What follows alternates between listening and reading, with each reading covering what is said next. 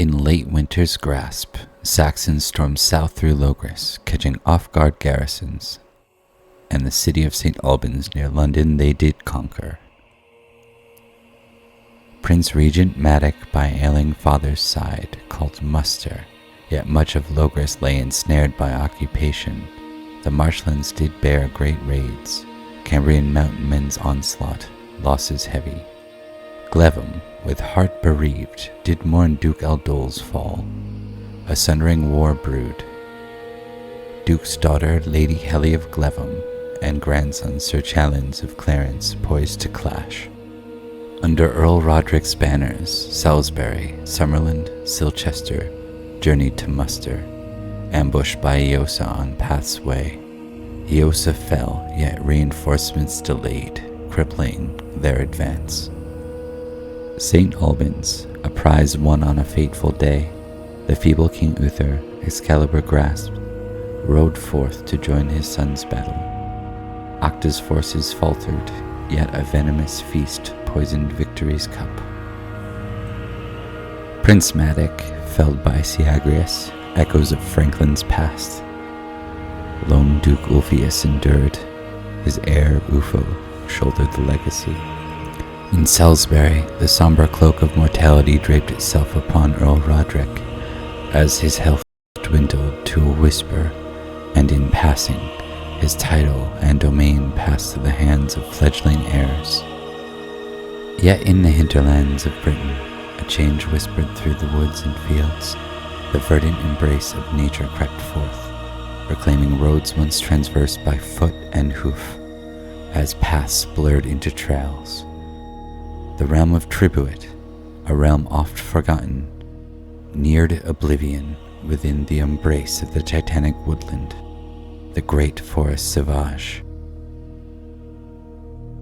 And it is told that many a wondrous sight doth greet those who tread through Summerland's domain.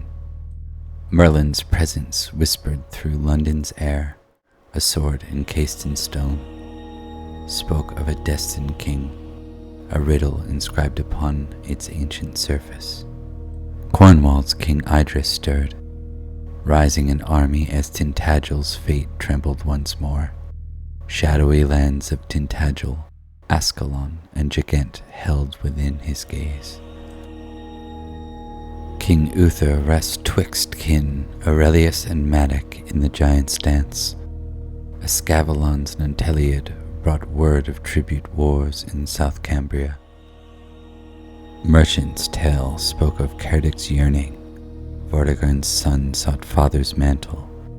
Logres, once a great kingdom, is left to lick its wounds.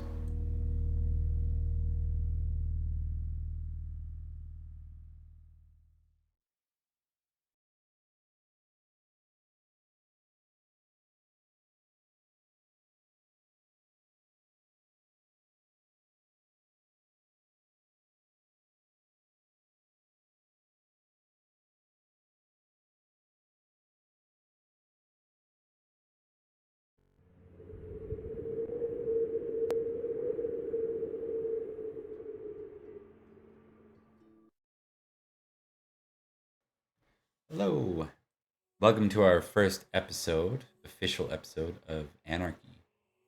We're in Salisbury, session 1. Sometimes this will take us outside of Salisbury, but this is very much a Salisbury tale, so we'll see what happens. We'll go ahead and do some quick intros since this is session 1. For those that are curious, this is King Arthur's Pendragon, version 5.2. If we time this right, it's entirely possible that we'll be closing Anarchy right when 6th edition comes out. So Boy King era would be like a perfect time to do a transition, I think. So we'll see how that goes, but we'll be very damn close, I think. Anyways, let's go ahead. I'm Bob the DM, GM rather. We'll rip through the list starting with Thomas. Hello, my name is Thomas, and I will be playing Sir Edrich of House Winterbourne Stoke. Winterbourne Stoke's had not a great winter. There are only 4 living members left, and 2 of them are Edrich's children specifically. And Mark. Hello, I'm Mark, aka the Cat's Meow, and I will be playing Sir Florence of Idmiston and the Baron of Axe, who has been going through an interesting time. He had not really much happen during his winter phase. Mostly just preps and plans for the future, which we may get to see unfold. Indeed. And we'll move next to Liam, who is under a different skin these days. I hope not. Hi, I'm Liam. I play Sir Virgil of Durnford. Virgil had a fine winter phase. Bad weather, but all around. He got a new dog and a new daughter. Whatever. And I think his aunt might have gotten married again. So he's doing fine. He actually sold a bunch of Perin's stuff, so he's sitting pretty in terms of financials right now. He's ready for whatever's gonna get thrown at him.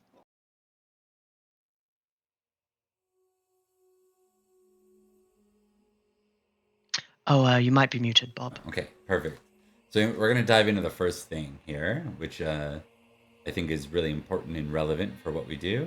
There's a group of people that are moving into, there's a group gathering to raid in the early spring before Easter. Is anyone going to partake in this raid? And let me know if you need any details on who's involved. I would like who is involved and where is being raided? Okay. The target is Silchester. Who's organizing this? There are several involved. One of which is someone, the head of the House Cholderton. His name is Sir Erwin. You've known him to be like a very loyal knight. He is one of the ones that has sworn his loyalty to Sir Robert at this point. And has he recruited us, or has it kind of been decided that this is happening and we can come or not, you know? This is the talk that was kind of going on last session during our prologue. The end of the last year. Gotcha. So a couple of people, I guess some of your relatively close neighbors are involved. Kenrick's involved. Albans involved. That's Erwin is leading it. And then some of the others that along the Bourne River are involved in this. Okay. Bourne River being closer to Idmiston. I think. And Silchester hasn't raided us yet, have they? Sorry, and it's Robert, not Sir Robert. He is not knighted prematurely. Yes. Not knighted yet. Silchester hasn't raided us yet, as far as we're aware. Correct. Well, this would be kind of like whoever's going to go raid at this point is drawing first blood. And since none of you drew a random event of being raided, we'll say no. No, yeah. Salisbury has not. I have an 18 honor, and I think the way that that's dictated for Virgil is that he's absolutely willing to retaliate, but Silchester has not proven themselves to fight on that level yet, so he's not going to. I don't think he can, unless you want me to roll it instead. No, I'm good with that. You got player choice in this one, I think. And if you're pretty confident, especially when you have a famous trait, we won't always roll it in that case. Yeah, it's kind of a big deal for him, is like that's how his honor like dictates itself, is you treat your enemy like they treat you and nothing else, you know. So they bring a knife, you also bring a knife. Exactly. All right. So with that in mind, is there anything in particular any of you want to do before we move to the Easter Feast? I don't think so. I think Edrich's good, along with not going on the raid, mostly because the minute he leaves his lands, they're going to be on fire. Okay. All right. And Idmiston do not partake out of principle. So yeah, I'm ready for the Easter Feast. All right, let's dive into the Easter Feast. Now, I'm gonna go ahead and Mark give you an intrigue roll. Does it come in? Actually, All hold right. on. I should clarify. Are you here as Florence, or are you here as Rhodri? Yeah, I think Florence. Rhodri. Sorry. I think Florence would appear to this east of east. You know, this is his homeland. Okay. All right. So with the three of you, you all will have a bonus. All three of you have a bonus of +10, given your previous actions to your app roll. Ooh. Yeah. And did you want me to do an intrigue roll or not in this case? Yes, I'll need the intrigue roll as well. Why not Success. do an intrigue roll or something? Fail on my end. Appearance +10, did you say? Yeah. All right. Whatever we did, whatever actions brought this Success. about. Hey, very nice. Yeah, Is just the king of the castle roaming around, you know. Is Virgil gonna cede that, or is he gonna stay at it?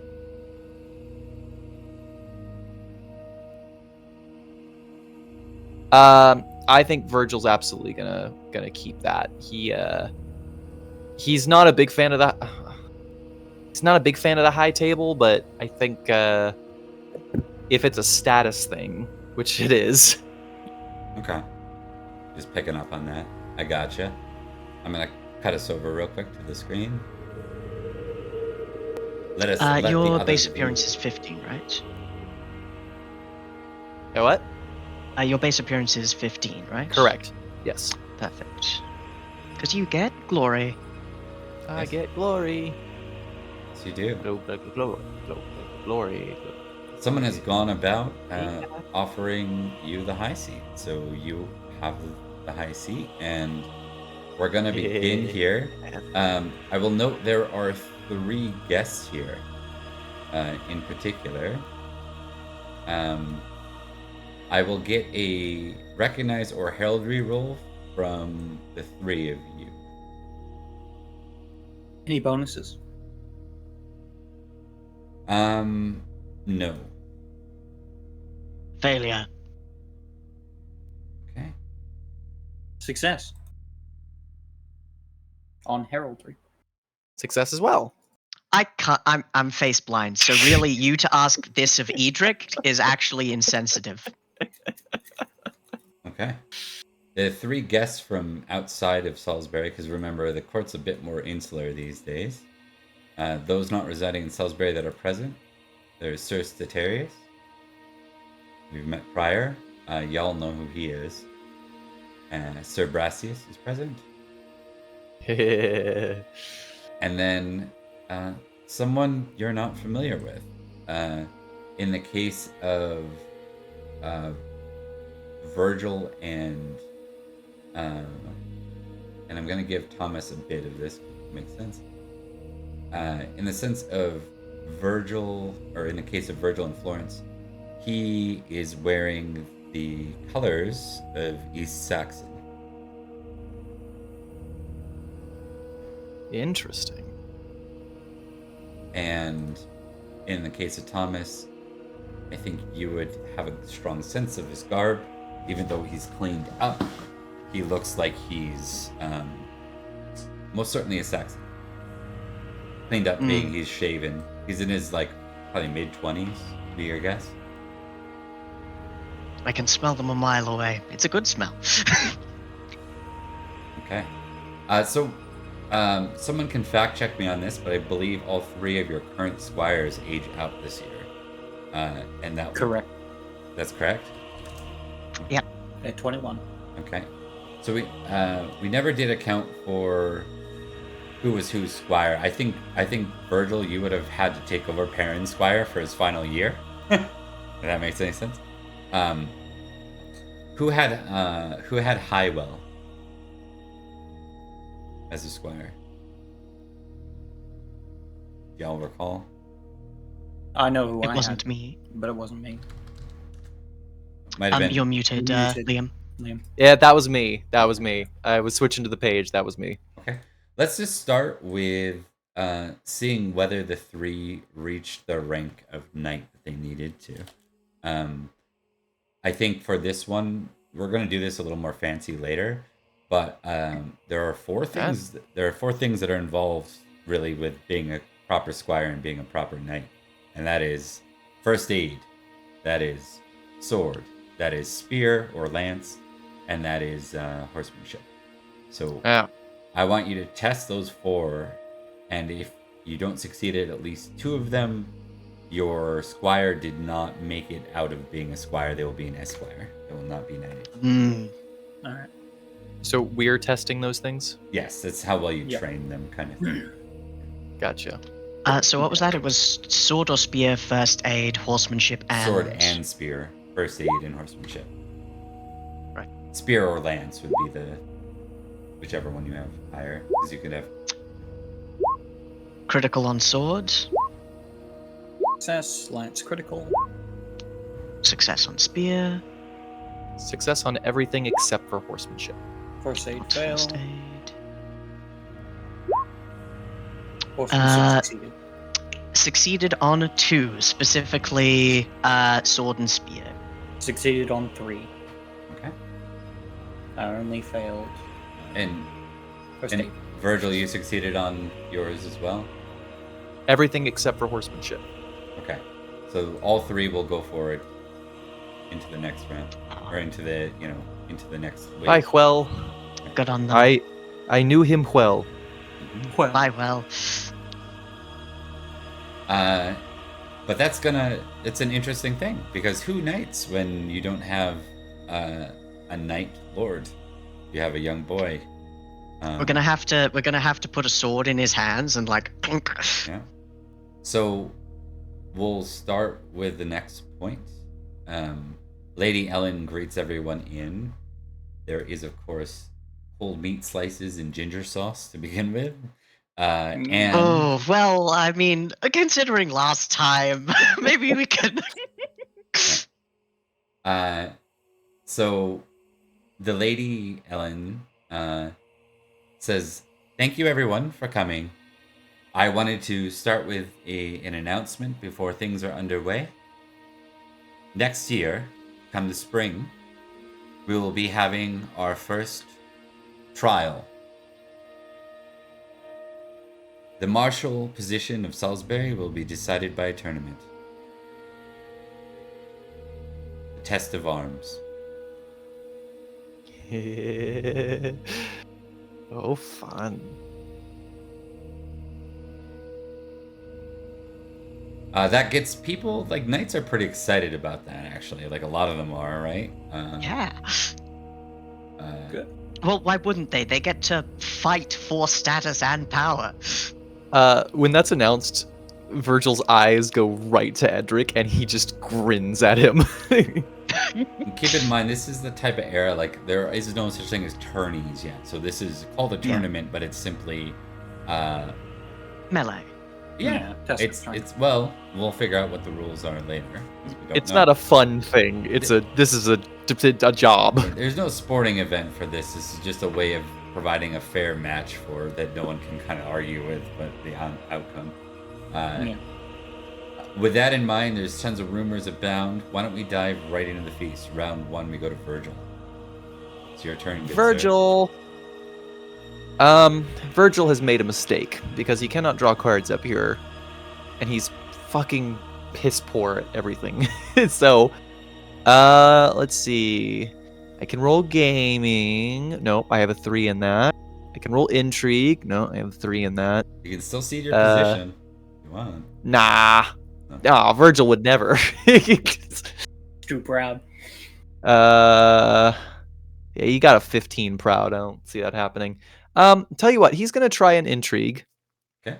And he's going to try to figure out if what Lady Ellen is thinking in terms of knighting squires, like what the plan is for that. Okay. You could do. I'd accept intrigue or courtesy if you got one of those higher, or Courtesy is indeed higher. What was the other one? Orate? Yeah. Not higher. All right, we're doing courtesy.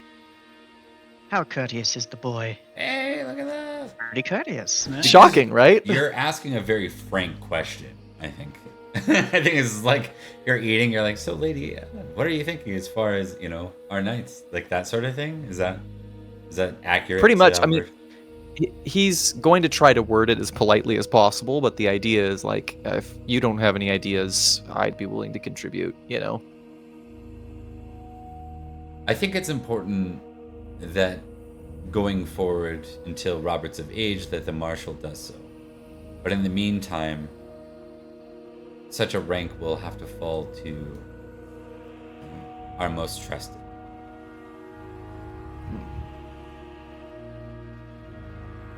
Very well. I suppose that makes sense. Though, we'll need bodies on horses as soon as possible. We will. So let's see to it that those that need to be raised tonight are raised. There was another matter I wanted to discuss with you briefly. Of course. Speaking of horses, I'm sure you've got your resources for making sure that our men are equipped. But I wanted to make note that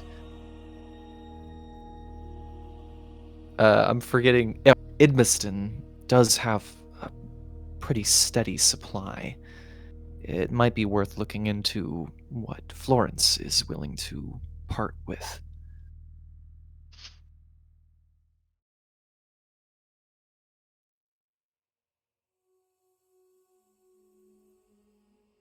Oh, I think Bob's muted.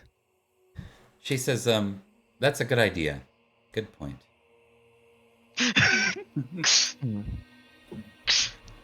All right, I'm eating my beaver tail. Eating my beaver tail. You're never gonna get called out for that one. Reality for that slip. Yeah. I had to preempt it. Yes. Yeah. That's fair. All right, cool. And that's 3 geniality, right? 3 geniality. I guess. Hell yeah. Mm-hmm. Wasn't something you thought Virgil would be getting. Yeah. Virgil got pretty good geniality from the last feast. Yeah, that's true. I wonder if this is my route. If I buff courtesy and just have Virgil not play court games, but just ask people stuff.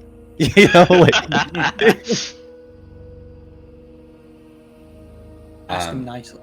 You still have to ask nicely, yeah. If it's without the courtesies, then it can't be courtesy. But you could go with orate, I guess. Yeah, you can just literally ask things and see how they go, too.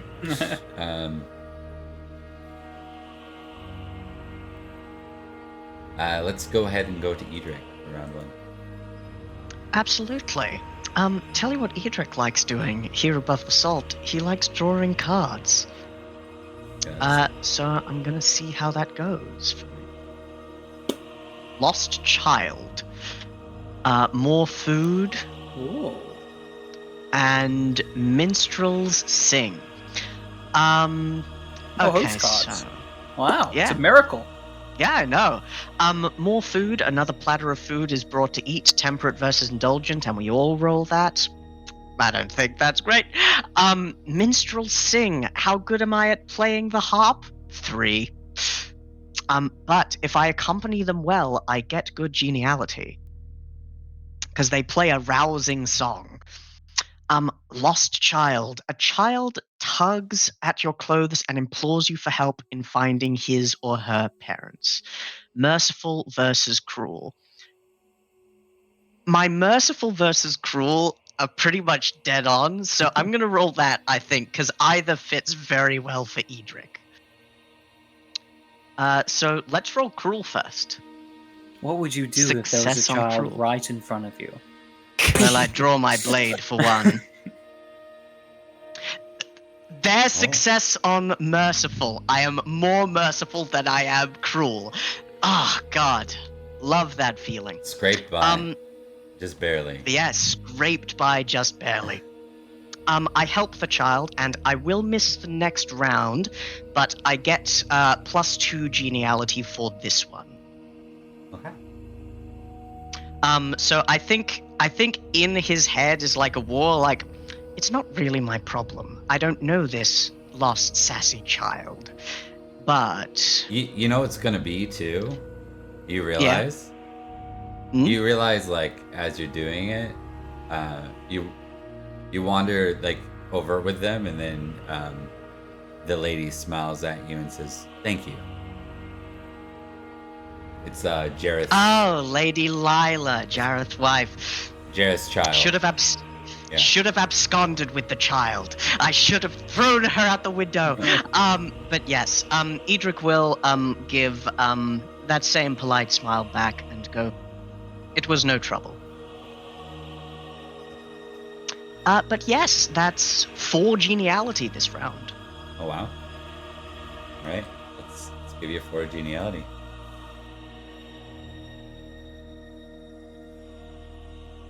Just send the child to the steward. All right, That'll solve the problem. Mark, it's your turn. All Sir right. Florence. All right. I think Florence is going to do very much the same and party it up. Let's draw some cards. Yeah, let's see it. Hell yeah. Pagan pleasures. I'm not a pagan. Insult to a lady. And serving girl flirts. We're getting back into the swing of things. You know, You're back on the horse. Yeah. I think it's time to get back on the horse. It's like, sorry, you said horse? Nope. Ah, yeah. Okay. Nope. Okay. All right. So serving girl flirts. Okay. Let's see. Rolling flirting. Success. All right. +1 geniality and tick to flirting. All right. So that puts you at 2, right? Or 3? Yep. 3. 3. 1 for drawing and the it card. is Yeah. Already ticked. 2 for the show. Yeah. 3 to get ready and go, cat, go. Didn't work. Not pasted. There we go. All right. So we got 4, 3, and 3. As you guys kill the feast right now. So, Oh, yeah. Brassius and Satirius, they're close enough guests here that I think Lady Ellen's going to focus on the one that everyone's starting to rumor monger on, which is the Saxon. And so Lady Ellen says, "Visitor of our court," she doesn't say guest, she says, "It seems you might have come a long way. Is it true that you hail from East Saxon, as your heraldry says?" He steps forward and, in a kind of broken accent, he says, "I do. My father, Acewin, sends me."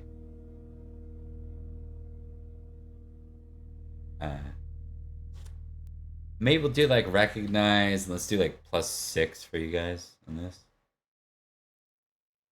He's the all one who 3 of did all you. the sacrificing, right? Yeah. All 3 of you can do recognize. I think that's why we get the +6. Critical. Fumble. I have no fucking clue who this is. You're get- just oh. talking to that lady. Yeah. Was that supposed to be +6? Yeah. Yes.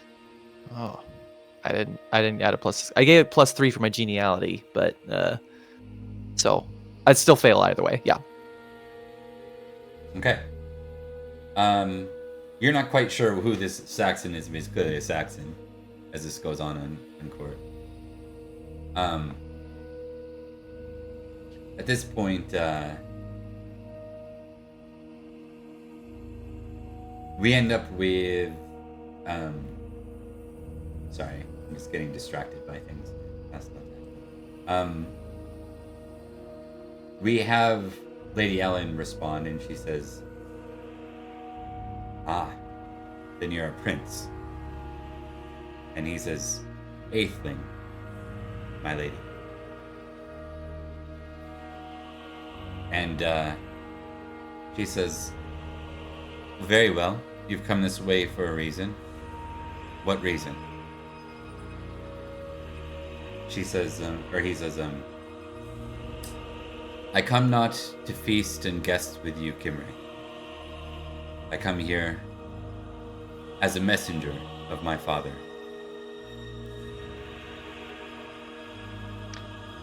On my recognize roll, what do I know about the father? Do I recognize the name as the one who's mostly been doing the invasion of those lands? Yeah. Not the sacrifice one you think. That's to the south. That's in South Seax. Gotcha. Essex is the one that kind of came last, and they took over the Saxon shore. They killed... This guy's responsible for killing the young boy Duke. So Jaren probably doesn't mind this guy that much now. On the one hand, he's a Saxon. On the other hand, he killed a child. So I'm really conflicted. I don't know whether to hate or respect this man. Maybe a bit of both. But he says, my name is Sled, and I come here not as a guest, but to make a demand of tribute.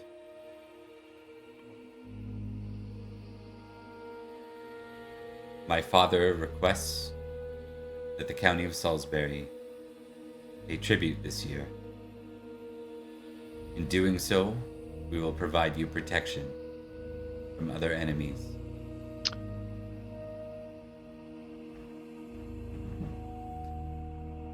I'll take an intrigue roll from any of you, because tribute isn't something you typically deal in here and never have really had to deal in.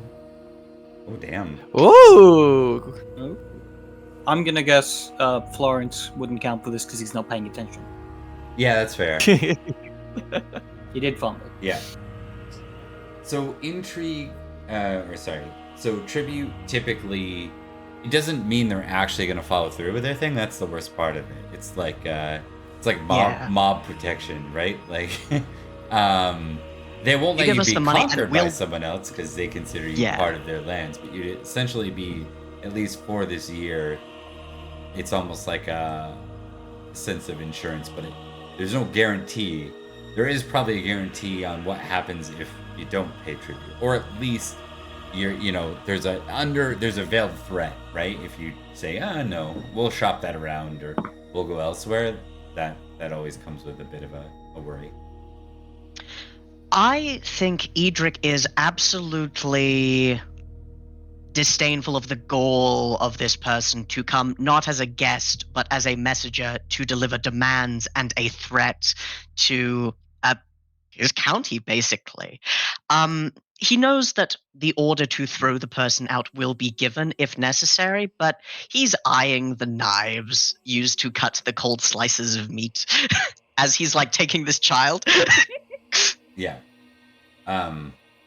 There's a couple of knights that shout like, this is an outrage, there are others that it almost devolves into chaos, and a couple of the men that are with this guy, stand to move in protection of him because he has his own retinue, right? Unarmed retinue. That won't save them. Yeah. That's interesting. I think right up until you mentioned that, I think Virgil was also... I was like on the verge of saying that Virgil was one of the guys who says this is an outrage too. But I think as some of the knights kind of move in, Virgil, like, something clicks in him, and suddenly he starts really smiling. How's Lady Ellen looking right now? Or who's our regent right now? Did we end up deciding Lady on? Ellen. Lady Ellen is straight up the regent. Okay. Yeah. How's Lady Ellen looking here? I should test. She's pretty good at intrigue, but I'm gonna test. Yeah, criticals. Stone cold response. A polite smile. Just outwardly very hospitable.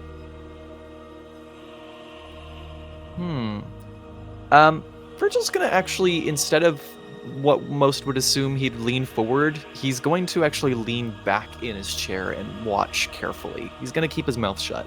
Yeah. As we move into round 2, before any of you can act, a messenger reaches each of you, a servant of the house. You see the lady retreat, and at that point, the messenger will arrive to each of you and say, "The lady requests your counsel. Please meet her," and they give you directions to the room. This is the room you many a times have traveled into for Roderick's stuff at his feast. Is anyone declining to go? No. No, Edrich will, as soon as he's deposited the child with their parents. What about Florence? That's a good question. Yeah. Huh? Why? Because of divided loyalties. No, he doesn't know. He doesn't know what's going on. That's true. He doesn't know what's going on. But Oh also, yeah, go for it. I think you would have at least probably would have been snapped out of it when it turned into yeah, shouting exactly. and It's stuff. like Yeah. something's going on here that's not good, and it's like, oh, she wants to talk to me. Yeah, actually, I think he'll go along. I was contemplating whether giving up to a role, but I think this is something he'd probably go to see anyway, if it's a personal request. Okay. Here is the small council, and we're gonna move back to camera scene here for this. I think people can still hear me. They can. Good. So, Lady Ellen is present. Sir Jaren is present. Sir Leo is present. And then the three of you.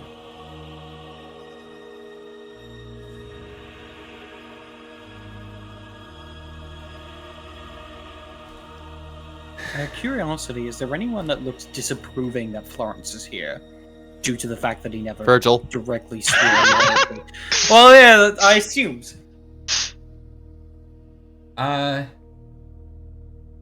Leo a little bit. Yeah, well, you should probably test intrigue, I guess, on Leo. That's actually a good point. Because he's not super vengeful or cruel, so he's probably not. Success. Yeah, you can just tell genuine he's got that dad, I'm not mad at you, I'm just disappointed. Look, Yeah. that's 100%. It's not like a, what's he doing here? No, it's just Okay. oh, there goes one of our used to be best knights. Yeah. Yeah. There goes our hero. Okay, so Lady Ellen just kind of breaks the tension here and says, my understanding from guests elsewhere is that others will be making demands of tribute this year. I think I've done the math ahead of time. I think I can afford what they ask and their demands. It will mean tightening up our feasts a bit less celebration. My instinct is to accept their tribute. They are, after all, powerful. And the only thing between us and them is the veil.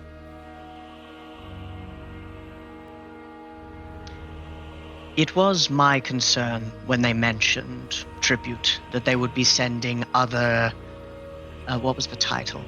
Other Aethelings elsewhere to deliver similar messages. And if Salisbury does not pay tribute, our potential enemies might, which would make raiding and defending ourselves a little less tenable. But if more than one county pays tribute to these Saxons, they will grow ever more powerful, and eventually they will return to conquest. It is a bind that we are placed in, but one, well, the veil is strong. Why are they here? I don't mean this individual Atheling. I mean the Saxons as a whole. It's not to sit on the coast, is it?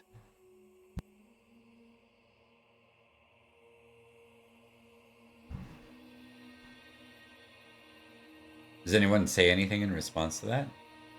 Oh, Florence in that looks case, a little confused. Idrich will say, well, most likely, land, and raiding. Land, raiding, and blood. Perhaps. I see something more. I see conquest. They've It's raided land. before. I said land. Real conquest. Not just holding on to things, this or that. This is, to me, the first steps of a very clever conquest. One where they might not have to fight nearly as much. Not the first by any means. The northern Saxons have been allied with Malahut for much the same, giving promises and receiving them in kind for conquered lands to be their own. Perhaps the eastern Saxons have made similar deals.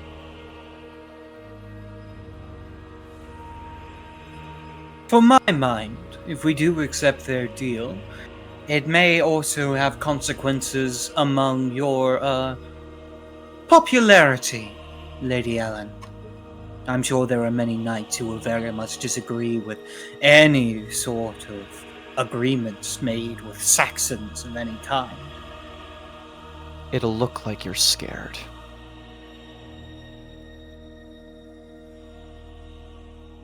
I understand that. I don't see another choice in this one. Well, should you decline, there will likely be others who decline as well, others less easily defended. We would be placed on a list, but a long one. And should they come through the Vale, or join with the South Saxons to strike at us, we will be able to defend our borders, and they will be going through areas unfamiliar to them. So long as Silchester do not strike a deal with them, I think things will be relatively fine. Fortunately, I don't think we've done anything to upset Silchester recently. Ulfius still lives. I can't imagine he'd feel amicable to the idea.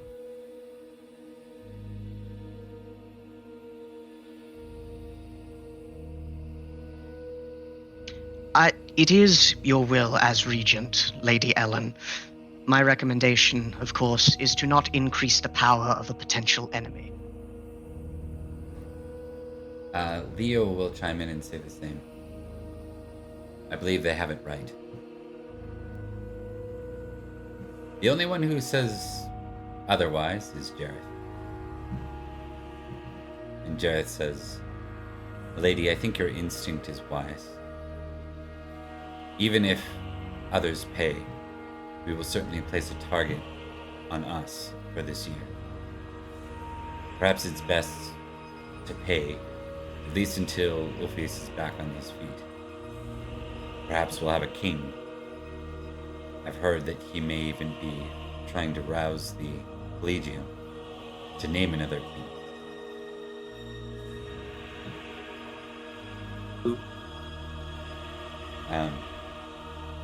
But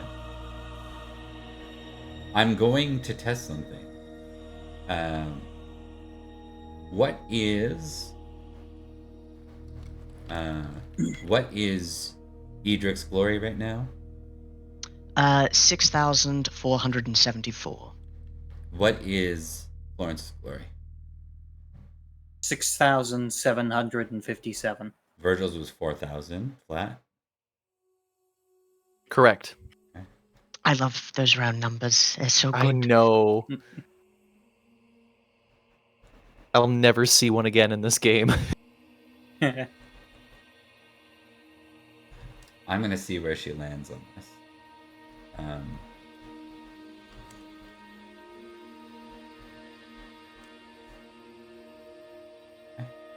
She looks to you all and says, very well.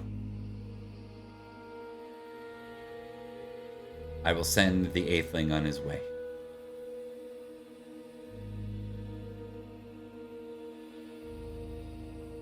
He is, as described, just a messenger, after all. Now, if we are speaking in the terms of pure hypotheticals, should this Atheling get lost on the way back home? No. I think it's best we don't paint any more of a target on our back. Denying the so-called king of the Eastern Saxons is one thing. Murdering his son is another. Yes, I suppose. The forests are thick, but they can travel through them well. I'll admit this. He wouldn't have come here if he wasn't expecting a strong possibility of leaving without his head.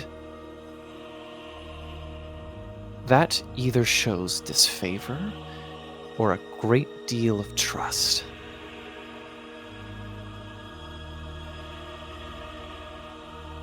One thing is certain. His arrival here caused a lot of clamor, as will the other Aethelings in other realms. It will divide an already divided land further. But in this, we I'm only shall do more our best to remain curious. unified. Yes. I'm only even more curious to wonder who of our neighbors would agree to such a deal. Guess we'll need to keep an ear out. That we will.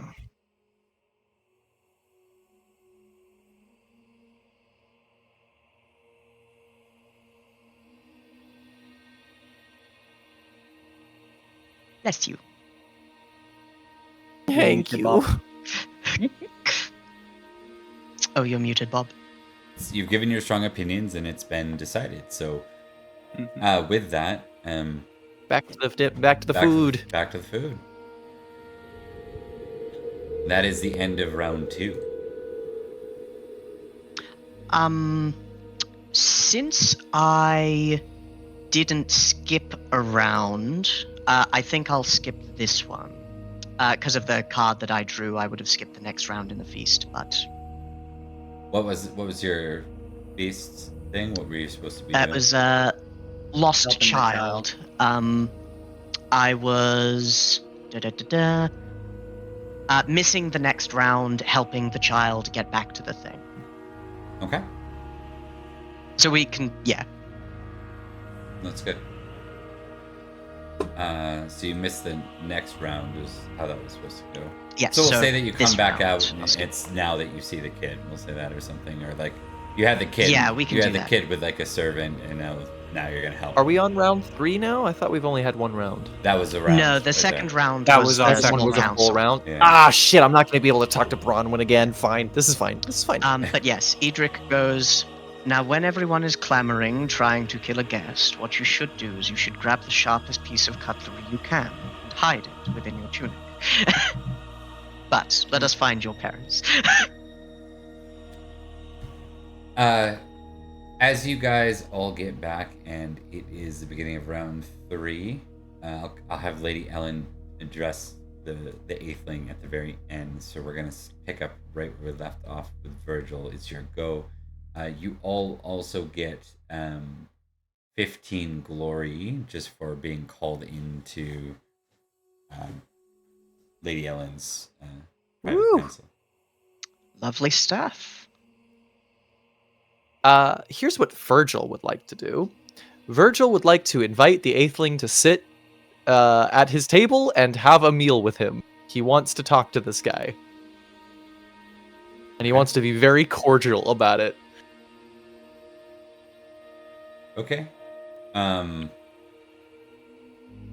I wonder if that's temperate versus indulgent, or is it Yeah, it would be courtesy temperate. or... It would be temperate. That's an action Alright. you can make above the soul. So you can just make a temperate roll. You don't test both. You just test temperate. And I'm assuming that my geniality is involved, but I pass either way, so... Okay. Yes, your geniality. We are would- currently would eating apply. roast eagle. Eagle. Yeah, so I think Virgil like sits back down on the table and he tries to make eye contact with the Atheling, and as soon as the Atheling does look in his direction, he's just gonna wave towards him and like, come here. All right. He'll look at you and study you for a minute. You have a high strength and size, right? That's something we've established. I have a 16 size now, and I have a 18 or 17 in strength. So yeah, Virgil's gotten jacked in the last 5 years. Yeah, he's on that trend though. But It's on that grind. Yeah. Little bit of human growth hormone, no big deal. So at that point, well, I should make sure he doesn't like get a really bad roll here. That's good. He'll nod. Just out of curiosity. His men kind of wave him not to, but he just holds him off. He comes over and sits down. You see, he hasn't even removed his cap. Yeah. Well, smart. Yeah. Virgil just kind of smiles and gestures to the food, and he goes, "Have you eaten in Logres often?" I try to avoid Kimric food. Well, if you're going to be staying here for any amount of time, I imagine that's going to be more and more difficult. You're a brave man to come here. Slithering right into a nest of vipers. Most here would kill you without a second thought. And yet, you're sitting at this table. I am Sled, Aethelling, son of Aeswin, and he goes on for like another 30 seconds worth of naming. Indeed. You know, I've killed a lot of your kind. A lot of your kind has tried to kill me. And I've come to understand certain aspects of how you do. I have a respect for your people. The way you choose to fight, many of my kind would call dishonorable, but I choose to see it as playing to your strengths. We may not have the advantage in numbers, but we do have the advantage in skill and technology. So you find every advantage you can.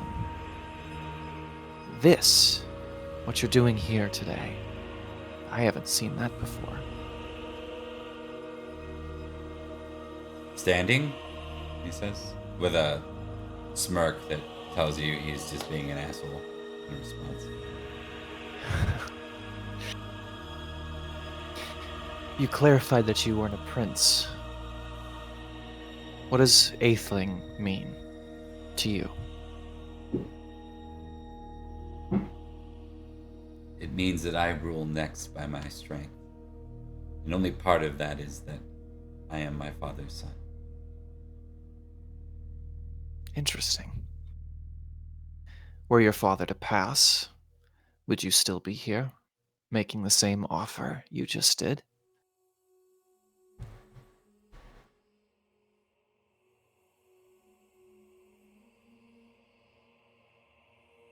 He pauses. No. I'd be dealing with Heartland next. Ah, Heartland. I've heard they've been giving you some trouble. Good. I'm glad for that. I'm going to look forward to killing you, Sled.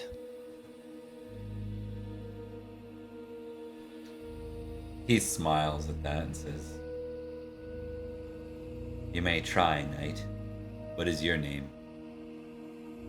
Virgil of Durnford. I will remember that, Virgil of Durnford. He doesn't say that as like a, you crossed me this day. It's more like, I'll remember you, is kind of what he's saying. Yeah. Yeah. I'll look for you on the battlefield. Yeah.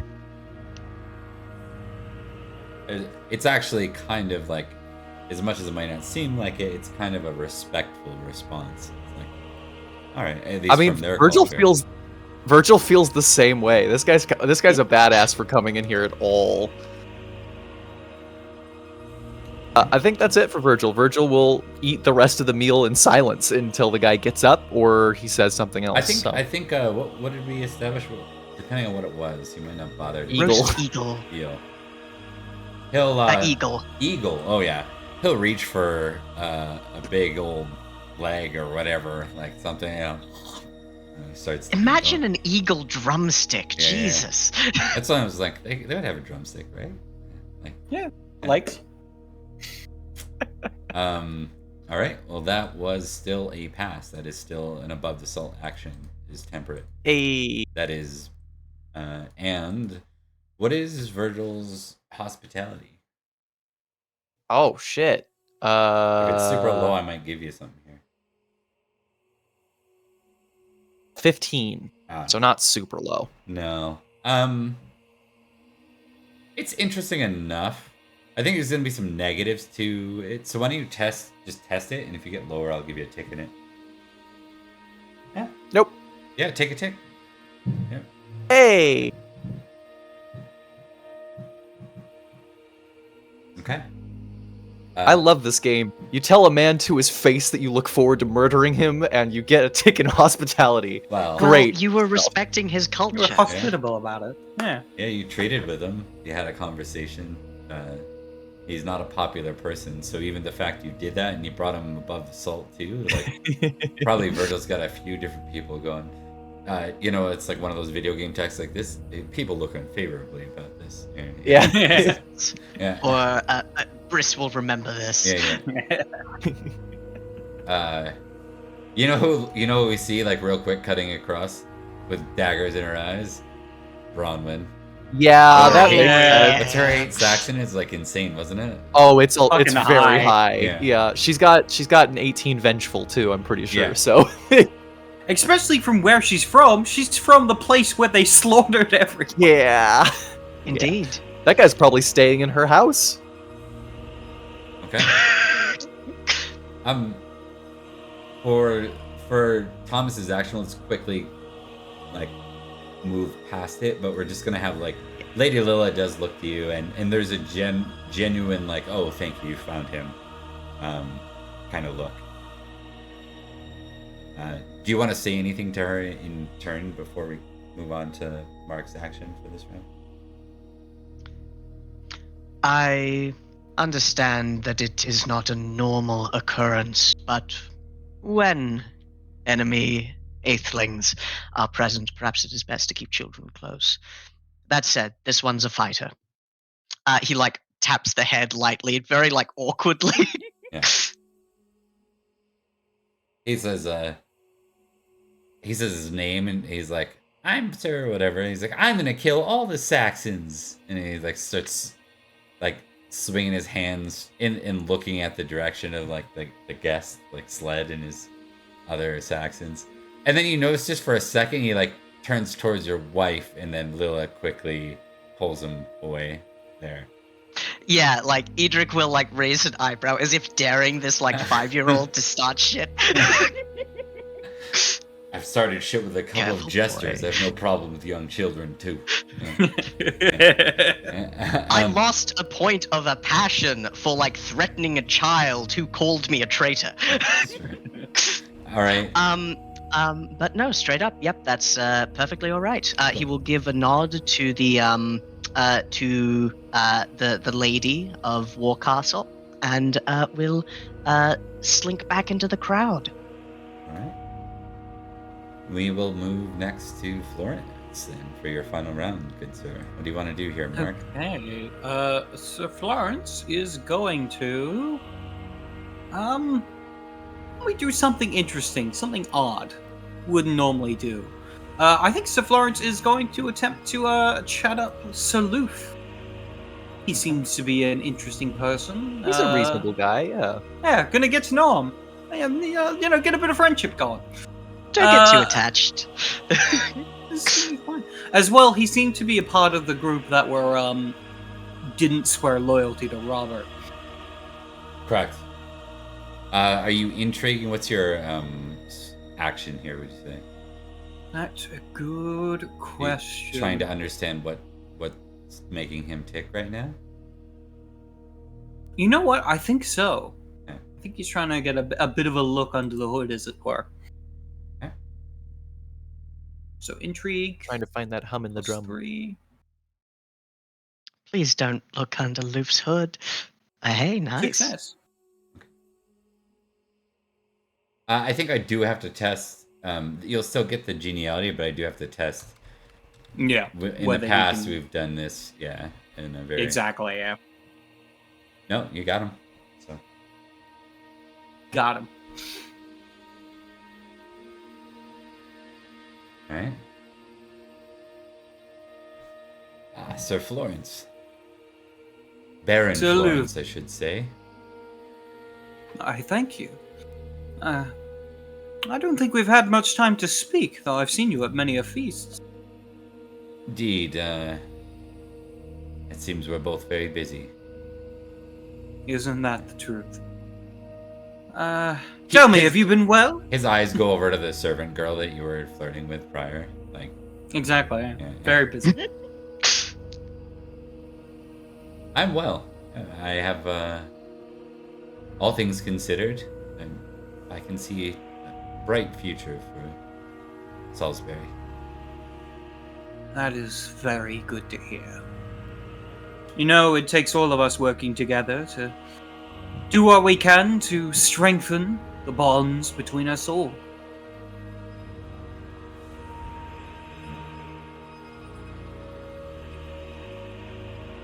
Which I was curious. You, I noticed, have been quite chummy with Sir Alban. Oh, Sir Alban. I know him well enough. Good lad. I squired under his father. Is that so? How Indeed. fascinating. Small world. Small world. But Yes, I yeah. have many a friends here in Salisbury. It is, after all, my homeland. Even if, technically, Milkfield is, well... He pauses and say it, doesn't continue. Speak of this, milk field? Yes, of course. My homeland. Well, anyway, my manor is within it. It is 100 Ah, in northern Salisbury. Perhaps you haven't gone that far north.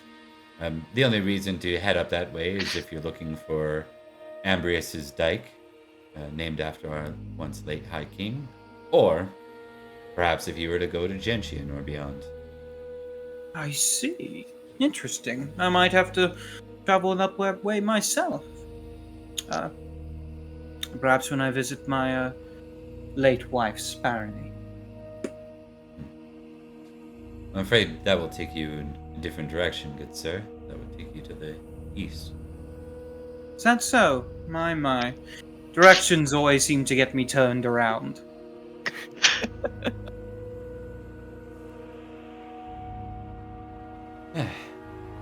Well then, it seems that we have many a good reasons to be acquainted, what with being two known loyal knights of Salisbury who have not yet pledged our fealty to the late Robert, both for, I couldn't agree more. I'm sure, our own reasons.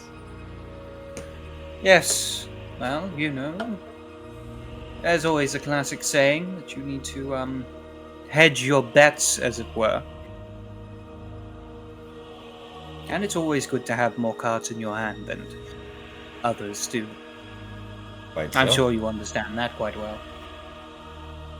I do in fact. You see, not every 100 in Salisbury is owned by Rhodri. Some were royal lands. Milkfield, well, previously was considered part of Salisbury and part of Summerland, but also part of Gentian. Oh, I see. That was quite disputed territory then. It is. Who is the Lord of Milkfield, out of curiosity? Oh, they have no direct lord. There is see. a baron who holds claim.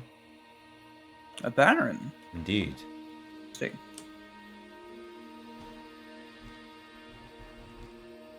Any relation to yourself, or? Oh no, he's a good knight though. He's the Baron of Sparrowhawk castle. His name is Sir Drew. I see. Interesting. You can do a recognize roll on that.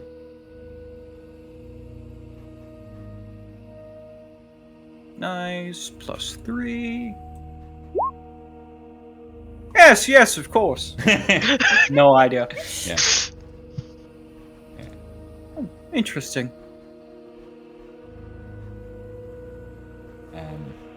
He says, perhaps you could meet him sometime. He does like to entertain to. with others of like-minded thought. It just so happens that's my prerogative as well. I'd love to meet him. That is good to hear. Yes. I find at times like these, those who are...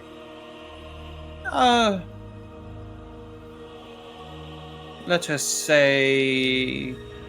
strategically minded. Are good to coordinate. I couldn't As agree well. more.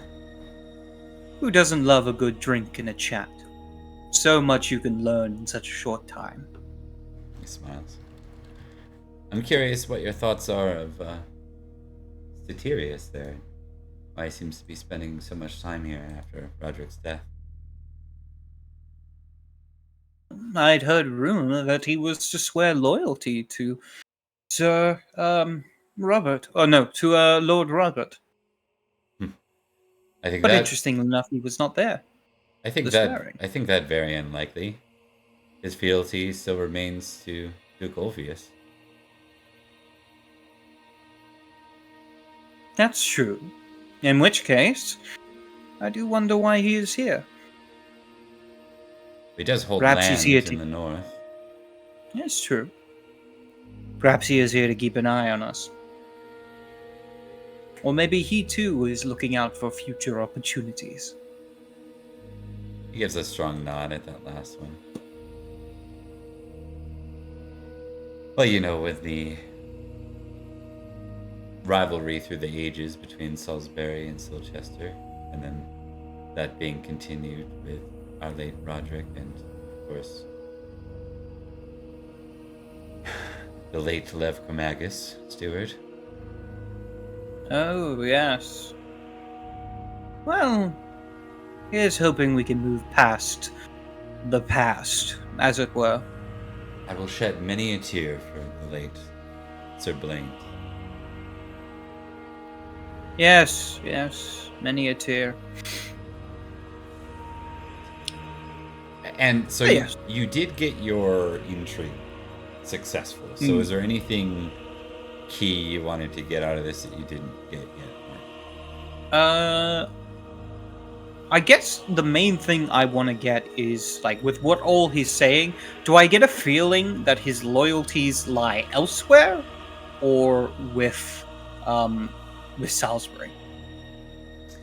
You're piecing together. I'm going to pull you over to a map to kind of show you what's going on here, because I know there's a lot in this game and it can get quite confusing. So I'm going to pull you back to the Salisbury map. Where are the plans for the rebel base? Yeah, right? Let me just... Clarence. They're in Clarence. Let me just see if I have... I don't have the hundreds one. So that's okay. You can use this one. So, Milkfield County, as denoted here, is here. This is his flag. This is where he is. They're the northernmost post of Salisbury. The castle up here is Devices. He is in a predicament. It was actually those of Gentian County that took back the county of Milkfield. Even though it belongs in Salisbury, they technically hold rights to that county. As noted, not county, sorry, I keep saying county. Bounty. Not every 100, because the county is divided amongst hundreds, right? Yeah. Not every 100 owes fealty directly to Roderick. Some owed it directly to Uther, and then some owed it to the barons, right? Like kind of like your barony of the axe, yeah. They would have their independent piece. They happen to owe fealty to a baron of Gentian, or at least potentially. So when you bring up the hedging your bets thing, it sounds like he's in a very similar boat to you. Let's see who Right. let's not bet on the horse until we know which one's likely to be the winning one. Exactly. Interesting. Okay, good to know.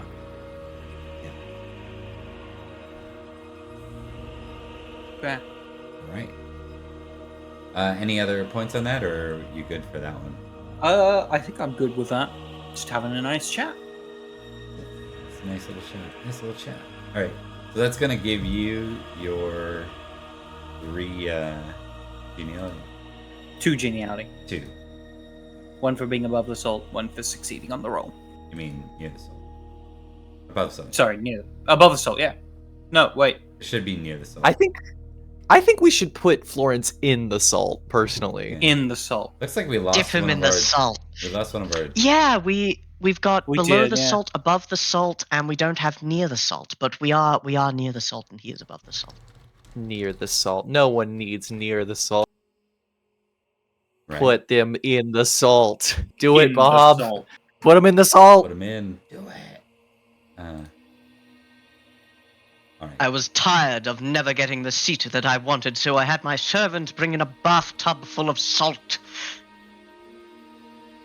Now I shall always be near the salt. All right. Which is the actions of someone really salty. Okay. So that brings us to the end. At the end of the feast, Lady Ellen just says simply, "To our guests, the messenger, the eighthling, Sled.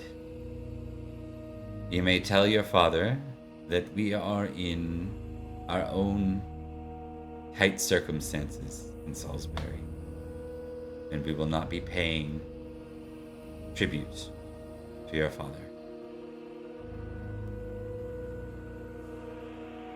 He kind of grits his teeth, looks around the court and says, "You're going to regret that." Threats now, is it? And with that, he's going to storm off.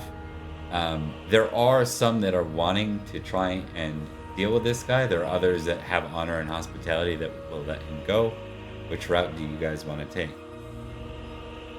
Honor, baby. Letting him go. I mean, he'd probably stab us in the back, but I want to fight this guy in actual fight. Turns out I don't wanna honor just is kill- not something that's just used when your enemy uses it too, right? Yeah. Yeah. I've got honor, I've got hospitality, and probably bad strategy to kill them while they're leaving the feast hall. Fine. He can live until I get to kill him another day. Florence is very much of the point that it's not a nice thing to do as well. Denying him payment is way better than killing his son. It's fucked up, Florence. You're right, but that's fucked up. Okay. Sometimes you gotta be pragmatic. One other thing. But it's... Sorry, go ahead. Oh, sorry, you go. No, go ahead. Go ahead. It's definitely noticeable that Edrich is in his chair, like toying with one of the carving knives, just kind of like twirling it in his hilt, as they're leaving. Before when they finally go away, he puts the knife down on the table and uses it for his intended purpose, which is cutting food. Okay.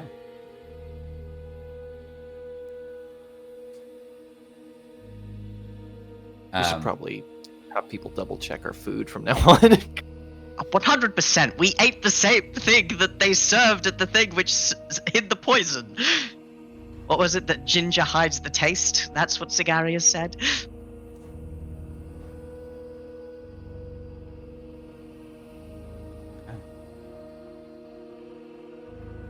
Sir Leo is given the right to knight the new squires. So they're knighted on behalf of Robert. So it's still, they swear their fealty to Robert, but Leo speaks the words to the squires.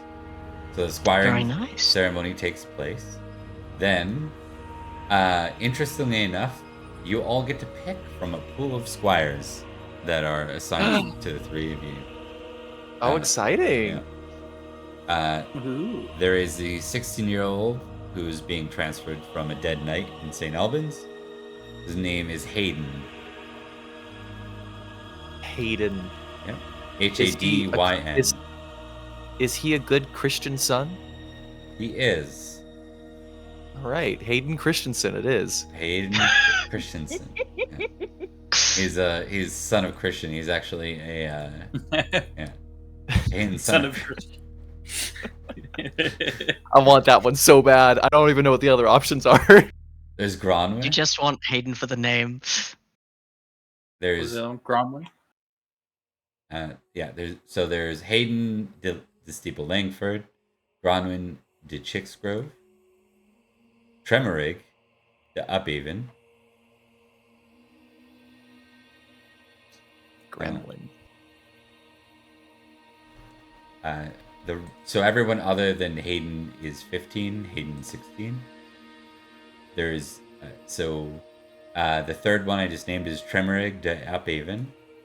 There's Ithel de Vale, who's from the Vale, which is very vague.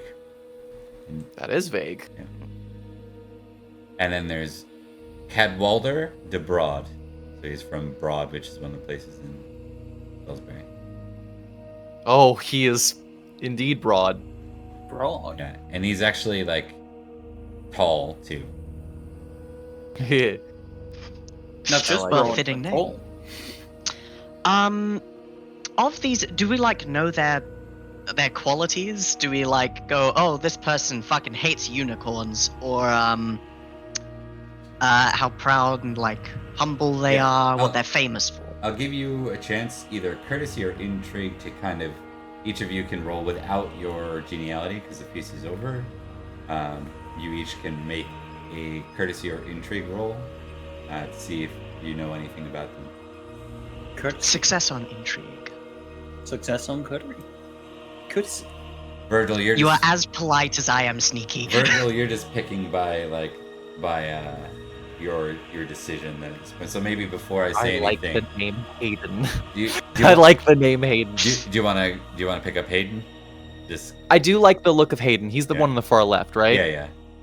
I think Virgil would be most inherently like excited about that one, and DeBroad as well. But I think Hayden's the go. The go. Okay.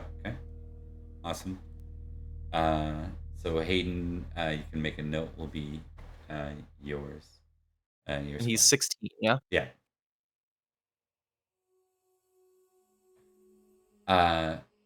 Of the ones remaining, so Thomas, we'll give you this because it'll be pretty funny, and then we'll go to a lot of you. You and I guess Florence and Edrich both recognize this one. Though it takes a moment because neither of you really met him beyond when he was a babe. His name is Hayden, son of Einian. Edrich, he is your half-brother. Hey, lovely! Well, let's hope he doesn't take after his father. If you remember, your mom remarried after your dad passed and was to Einian. So, yep. Interesting. Twice a So, widower. Do you want to take your half brother, or do you want me to take your half brother? No, he's already taken. That's Hayden. Yeah, he's Yeah. already Sorry. taken I've by. got half Oh, brother. Hayden's already It's taken. mine. I'm gonna get him so killed. It's like as you both recognize it, you look over and and Virgil's already like claimed his. Like this one, I'm taking this one. This one is mine. You see like a kind of No, I suppose it's not uncharacteristic for like Edrich to like grimace, but it's very uncharacteristic for him to go, "Phew, let's see how that goes." Okay. But yes, no, family. As for the others, like, do we know much about them? Yes, you do. You know a little bit about them. So I'm gonna just go through them. I just gotta get back there a little bit. Give me a sec. I shall do so.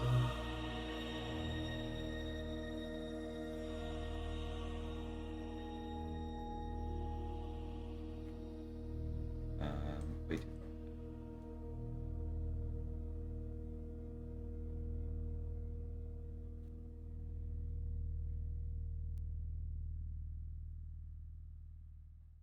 Give me a sec, guys. Absolutely. No problem. I forgot we rolled stuff in between. I should take the screen caps. My bad. I lost my my rolls to this stuff. I can refind it if you'd like. No, it's okay. I think doing it right now. Yeah. All right. I just need one of their names. Ithel.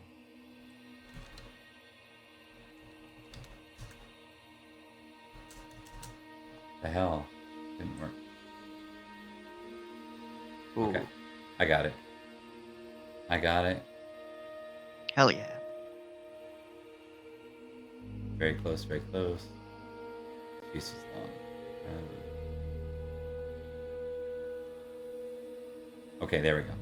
Okay, so starting with this guy. Starting with Granwy. So for Granwy, he is famously arbitrary. Has a lot of skill with, like, a lot of potential with a lance. Cares about his family a lot. The next one in line, Ithel. Sorry, I got that wrong. The next one in line is Tremorig. This guy right here. Tremorig is famously forgiving. He's got a bit of a... he chases after the ladies already at 15 years old. And he has an O rate of 16. I wonder who I'm gonna pick. Yes. That sounds perfect for Florence. This guy, Ithel DeVale, strange. He doesn't claim any place as his home, yet somehow he's here and in the squire list. Ithel is famously temperate and famously honorable, but also famously arbitrary. A lot of arbitrary people in the current lineup. It's almost for some like, reason, it's almost like justice they grew up in the isn't- age of Uther or something like Yeah. that. And then finally, there's Cadwalder, which is the big guy. And Cadwalder is famously famously selfish. Was like, he loved Uther. Thought Uther was the best. Oof. And he likes games. He likes shows of competition, especially arm wrestling matches and things like that. I'm gonna go for the arbitrary person who loves his family and is good at killing. The lance one? Yeah, what was that? Gronwy? Gronwy? Granwy, yeah. Gronwy. You can say it how you want, but it's Gronw. That's how you want it. Gronwy.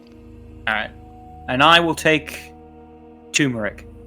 It's more like Tremere Rig. Turmeric. Tremeric. Yeah.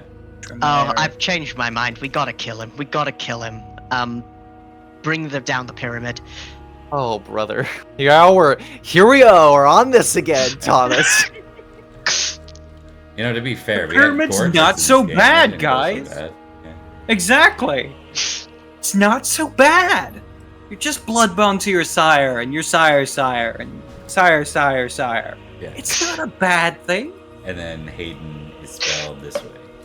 So we all get this in, and then, yeah, so those are your chosen. Did everyone get your squires updated on your sheets? Just want to check before we move on. Yep. Let me do that now. Be under entourage. You're gonna see my chest for a bit. Gronwy. That's Gronwy really is weird. 15. We're gonna go, guys. We're gonna go to a quick BRB. We'll be back in a couple of minutes, and we'll do Absolutely. our last couple of scenes Alright. for the night. Thanks.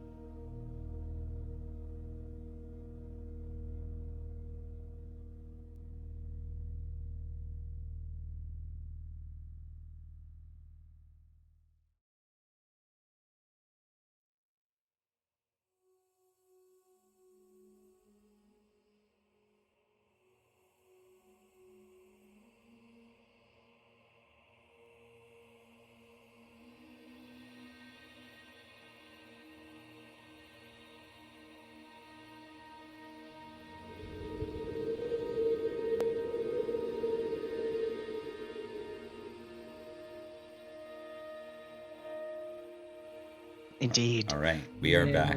Let us dive in, my friends, back to the game we were playing not long ago. We're gonna do a little bit of some stuff here in follow-up. Is there anything each of you want to do for the stream, or for the spring, rather?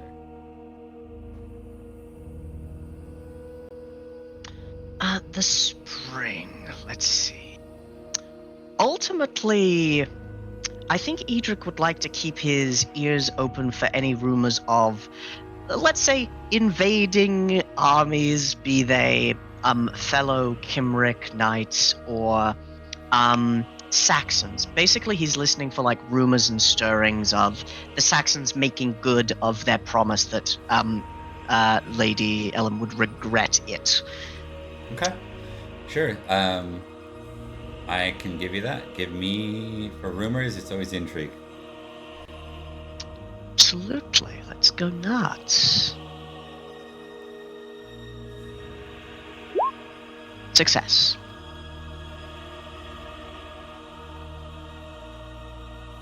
Okay. Yes. Just to your southeast, in the county of Hantone, which you would recall the last time you were there was probably when you went on the fleet to invade Frankland. It was the last time you were down that far. It seems that the town of Hantone has been taken over by another Saxon group. So this is a brand They new. breed like rabbits. This one you hear might be a little different. In particular, you find out that this Saxon claims to be the last living son of King Vortigern. Well, with a title like that, it's just begging my inner completionist. Okay? His name is Cerdic. Cerdic. Better not push an inch further forward, north. And I'm sure he won't. I'm sure he won't. He's taken over the land around it, basically taking over a lot of what Hantone was, and he calls this land Wessex. But he's not even the furthest west he could go. That's going to confuse future cartographers. Nah. It's a starting point. Just gonna have to move further west then. Yeah. And then up. And only slightly up to reach there.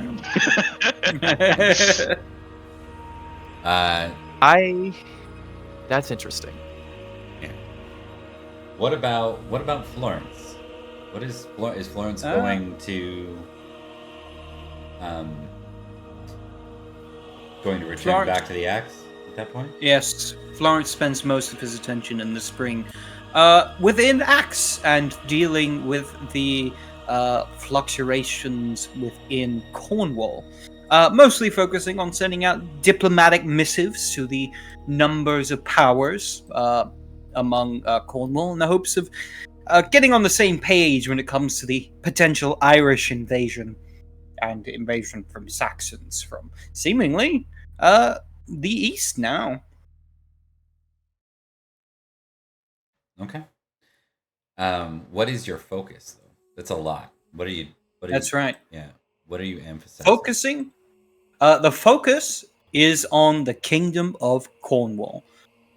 Mostly to see if they are willing to negotiate the future of the realm. So I think the focus is on diplomacy as a whole. Diplomatic entourage to that of the Kingdom of Cornwall. Okay. You are actually aiming to go into the Kingdom of Cornwall? I think that would be the aim. Okay. You denied at the borders. Assumed as much.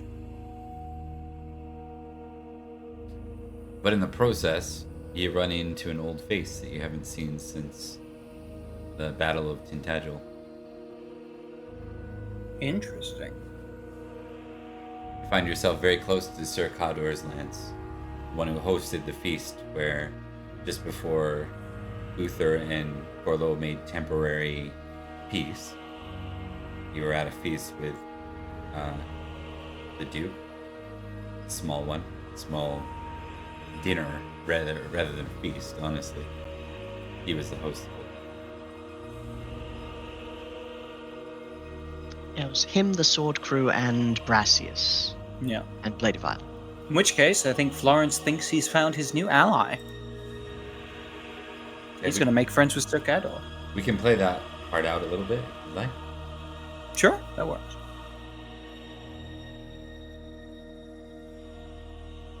So, as you're pulling up, you see a knight that hails you. And the land's not too far from Tintagel. And when I say Tintagel, we might as well bring the group here so they can see what we're talking about. So when we speak of Tintagel, there is a county, but there is also the old Duke's castle. He is of the county of Tintagel. He'd be more like over here, closer to Terraville. Mm-hmm. And as you ride past his lands, he hails you. He's on horseback. Florence returns the hail and rides over towards him. Are you returning from Cornwall? I wish. I was simply denied at the border. Seems the king has no desire to meet with me as of yet.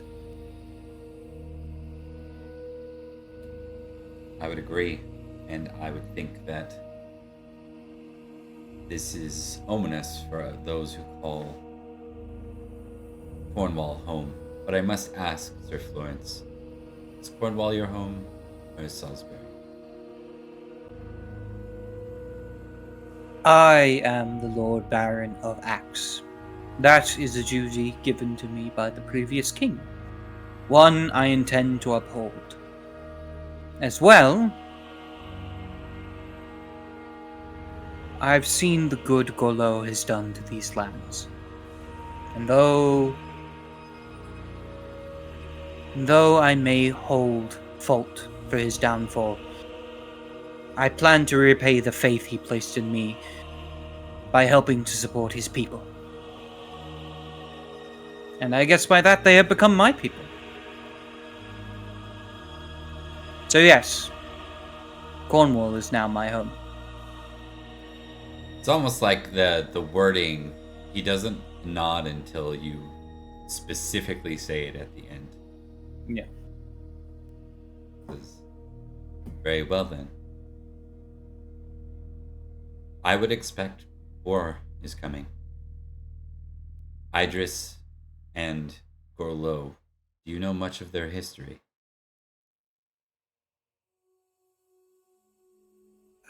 I'm afraid not. I know it was tumultuous, to say the least. I don't know the full extent of it, though.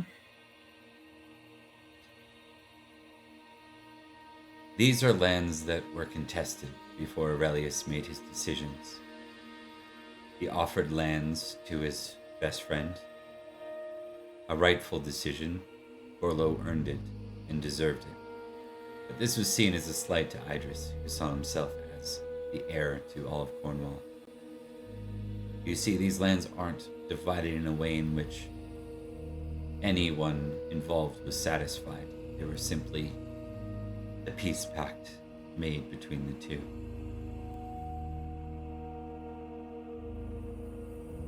Idris has great strength in the mainland in Brittany. Cornwall is just a part of it.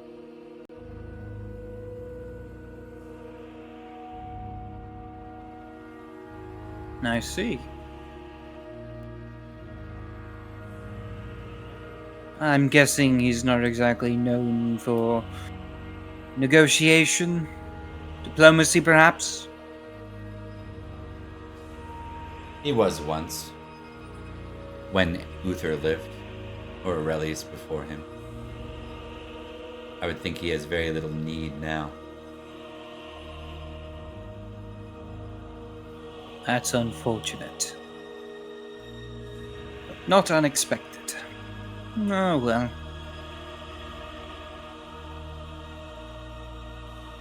If he comes here, I will defend my lands.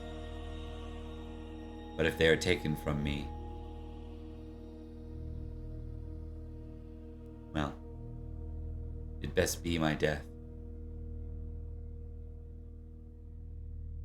I see.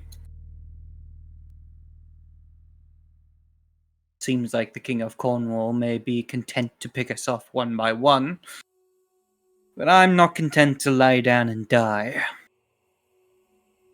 What if there was an alternative?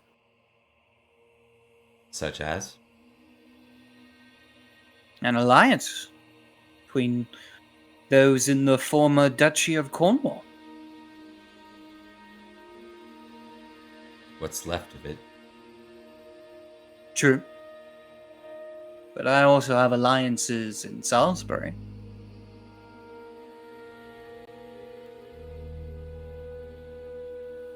I'm not I opposed. might even be able to... Yeah, he says, I'm not opposed to your proposals. But I think many might be. Salisbury played a very large part in the death of Duke Orleans. That is true. But they may just have a part to play in the re-establishment of what was lost.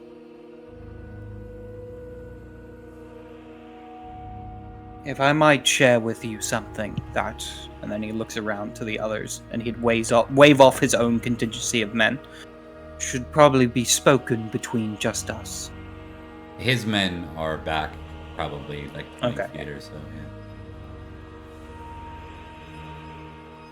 I have plans, thoughts as of now, but I think if we can come to an agreement, perhaps something that you could agree with.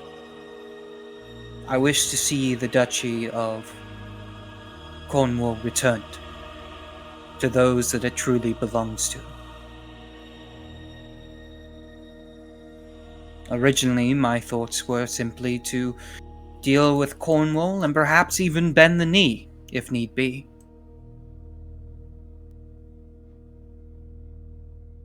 But my one desire has not changed, and shall not change.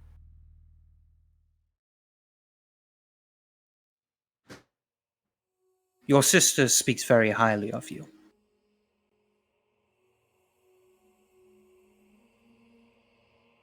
He's not brother.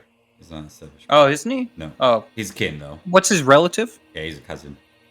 Alright, your cousin speaks very highly of you. And I think the key thing is that he doesn't use the past tense. Yeah. She lives. Kind of looks around. Doesn't answer the question, but doesn't deny it.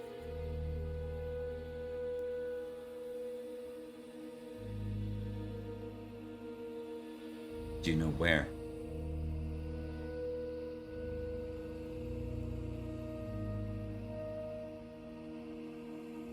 Let's just say there are some things I have been asked to keep to myself. But I know many things. Many things it's better off people believe I don't know.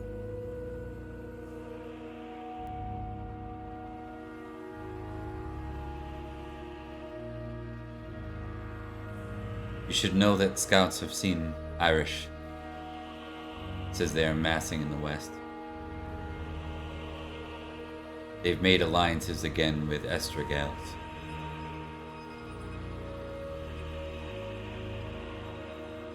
I see. You think they may yet come for Cornwall? I would prepare the axe. I am preparing here. Very well. I shall be in communication soon. I have plans to reach out further eastward. With that, he'll nod and he'll kind of, if you've got nothing else from there, he'll just wish you well, and let you Florence continue on your way. Yeah, Florence does the same and heads on his way. Okay. I think that brings us to Virgil. What saved Virgil in this particular case? Well, I know what Virgil wants to do. And it's not related to anything preparing for war. He wants to find out who the best swordsmen are and who his competition are going to be for marshal, because he's gunning for that marshal position. Okay.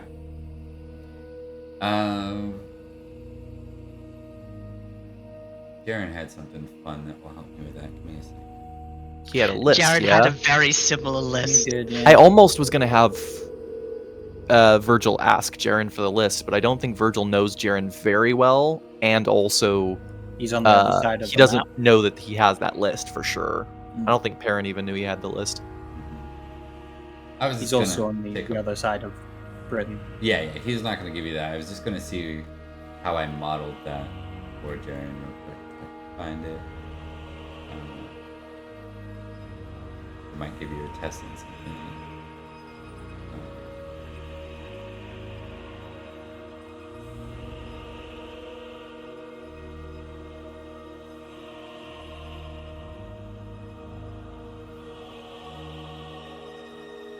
I think in this case, it's going to be, you can go around and treat with people. I would accept either hospitality, if you want to invite people in to your space and treat with them so that you can get this information out. I do like, if only on the basis that Durnford is fortified and badass looking. My hospitality is not great. What would be my other option? Courtesy? In general, yes.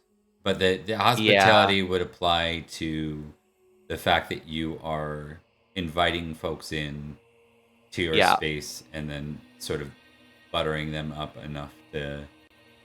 My hospitality is definitely better. Can I impassion a passion? Is that doable?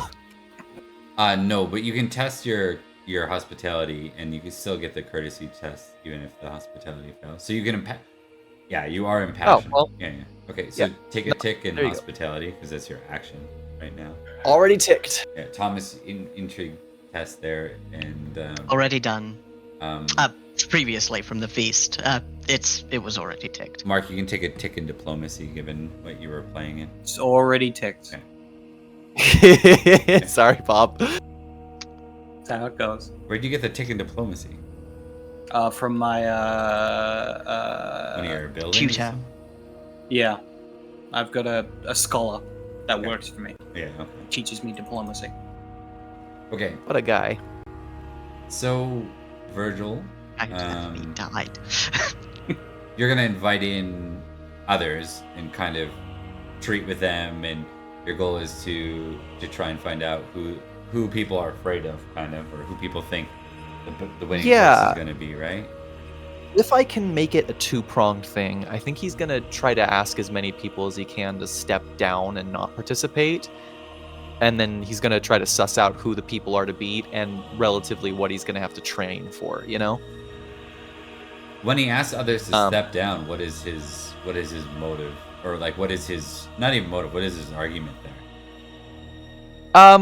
Along the lines of like Logres deserves the best and you might want to compete because you think you can or you're tough shit or whatever, and you probably are, but the idea here is that we want a marshal that can stand up to that which threatens Salisbury.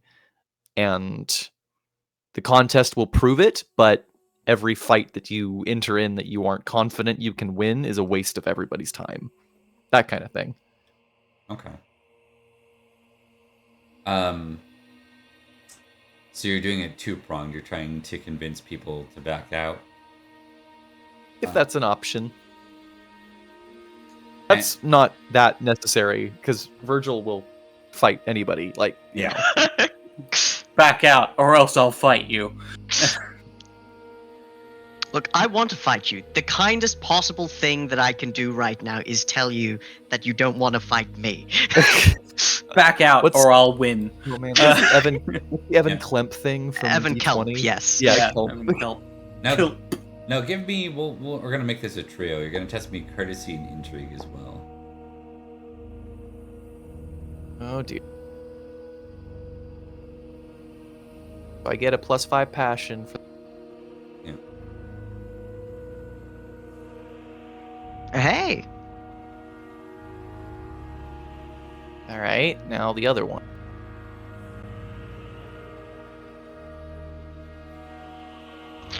Oh, the odds were not good. Okay, so the names that keep coming up are there's a lot of people that put a lot of faith in Leo, just for being like, a lot of people want Leo as their marshal, just because he's been this loyal sort of dog to Rhodri. He's the moral leader Yeah. of the household Knight Serum. Yeah, I get it. Though, for as many people that want him there's a lot that wouldn't, because they feel he wouldn't make the right calls militarily. Like Virgil. As far as, like, most say Jaren, but he's MIA, basically. Like, that's basically everyone's first answer. Virgil would want Jaren to win if Jaren was here, but He'd be a great marshal, the guy who's not here. Same with Florence. It's like, if Florence would be another contender, but we don't think that you can be a marshal and be a baron in other lands, especially without swearing fealty. Right? They mention, beyond those groups, Edrich is very clearly the next name, who's famous in his sword, and who fell Eosa. That's the one that Virgil's pretty sure he's not going to be able to beat. Dallin beat the Goblin Knight, so, he'll get lucky. Trying to fell the man who felled the giant. Right? Through the property of induction. Sir Mostin is up-and-coming war hero. He became famous in Albans, and so there are some that refer to him as one of the runners. Interesting. And then beyond that, it's Henrik. And there are some not sure about Bar. So you actually find out that Sir Bar has been missing for the last couple of months. He was supposed to go to Cornwall with a message, the Duchy of Cornwall, and never returned. Hope he's okay. Whatever. The final name sort of spoken about is Statirius. They say, again, similar to Florence and Jaren in a way. It's like our loyalties elsewhere. But there are people that don't discount him from being involved. So. Very interesting. I think that's about it. I can't think of anyone else that has that prime name within the county right now. Rhodri and Cynstenian, neither of them are very high, right, in those spaces yet. Nope. What's Cynstenian at, Thomas? Cynstenian is... It's not necessarily sword. I shouldn't say in combat-oriented stuff. Yeah. In combat, he's not too great. I haven't done all of his advancement yet, but at the moment he's at 16. Okay. He is more of a courtly knight than he is a fightly knight. Rhodri's actually an 18 in sword, but okay. Yeah, so those not bad. Those names would come in after the others, kind of thing. Yeah. They're in the running, but they're not projected to win. Well, it's that thing where it's like, if they're going to talk about Idmiston, they're going to talk about Florence, and if they're going to talk about Winterbourne and Stoke, they're going to talk about Edrich. Right. The last name Very I interesting. forgot to mention is Sir Gareth de Winterbourne Gunnet. And Sir Your Erwin rival. Shoulderton. Yeah. Those two are Very also Winterbourne Gunnet. named within the running. All right. And that's how it's working out to look.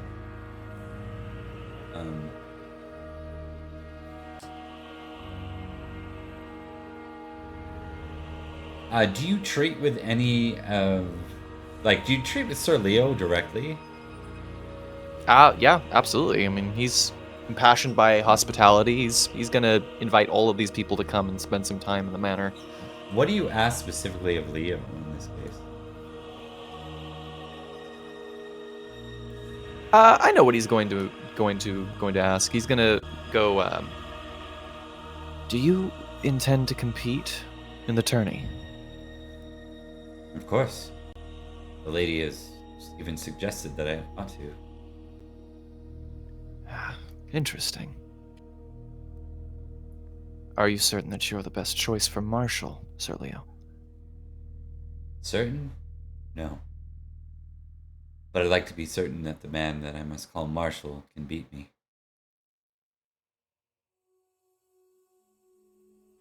Yeah, Virgil can't argue with that. That's a really good response, actually. Virgil kind of smiles and he goes, very well. Then I'll make sure that if I do beat you, you won't have any questions of my skill. I know I've been vocal about my belief that you are not the best person to lead us in military matters right now, Sir Leo.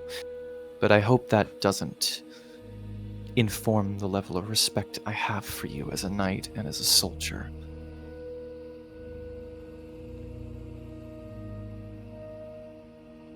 It's true that your words can be difficult, but I always know where you stand, Sir Virgil, and that's a bit of a relief.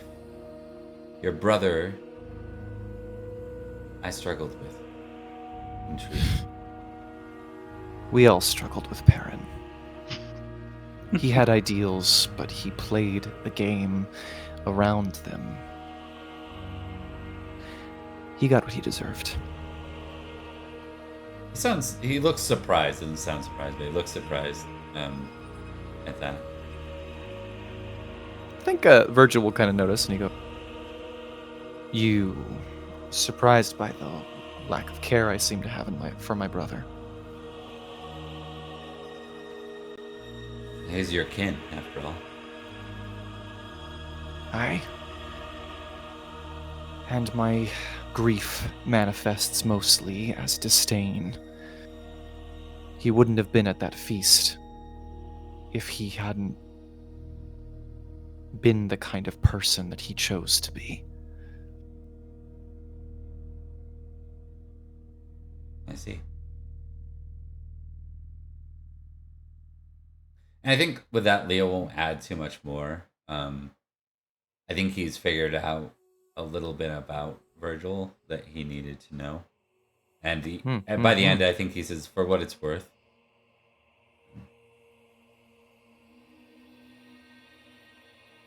I know where you stand. If you should be the Marshal, well, there are others that I would worry more over than you. I think you would be a fine choice.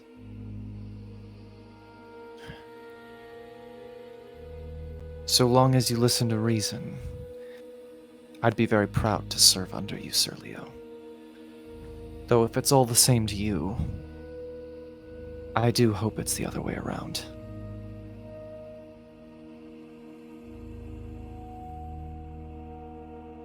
All right. That seems like a good place to kind of wrap that scene. He's so nice! Yeah.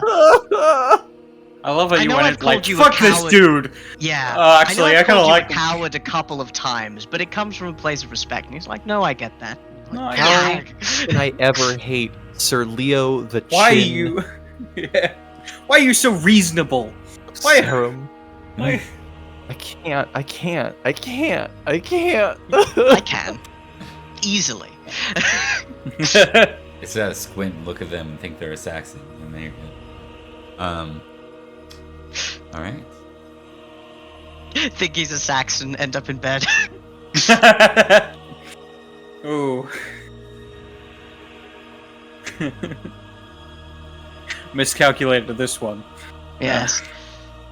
No, it's really easy for me to hate everything. There is a minor funeral rites. News of a death in Hampshire.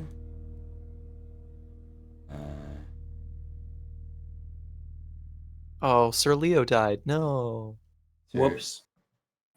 Florence, your former squire, is said to have been killed in Handtone.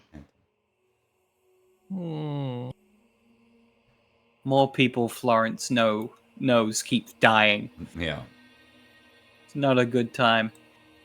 Rumors leak out that there are no known survivors from that attack.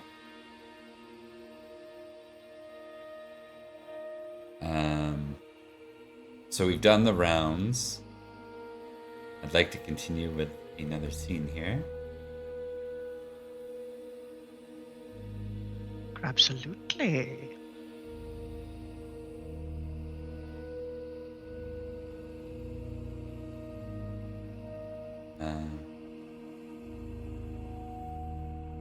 Is it just me or does Kingan look like Jared Leto?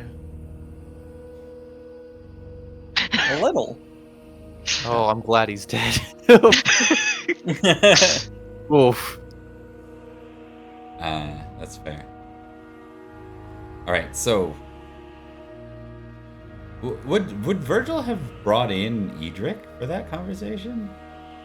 Yeah, but I imagine that probably doesn't need to happen on screen. I'd be happy to do it, but it's, I mean, Virgil's pretty sure that he'll lose to Edrich, and he also, that's the one person that he would be most comfortable losing to. So. Well, thank you.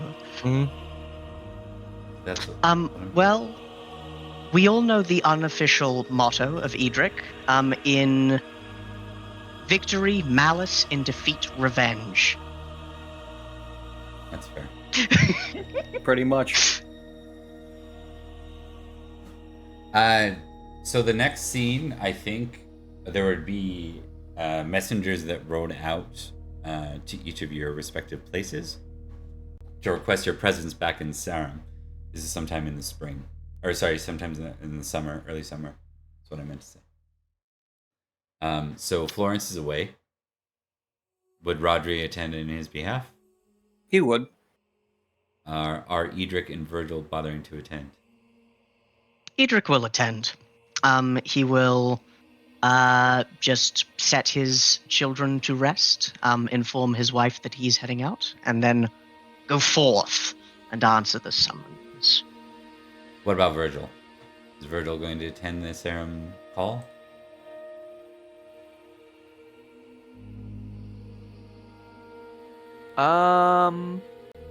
Yeah, why not? Okay. So we're just gonna use maybe the courtyard here. It'll work well enough.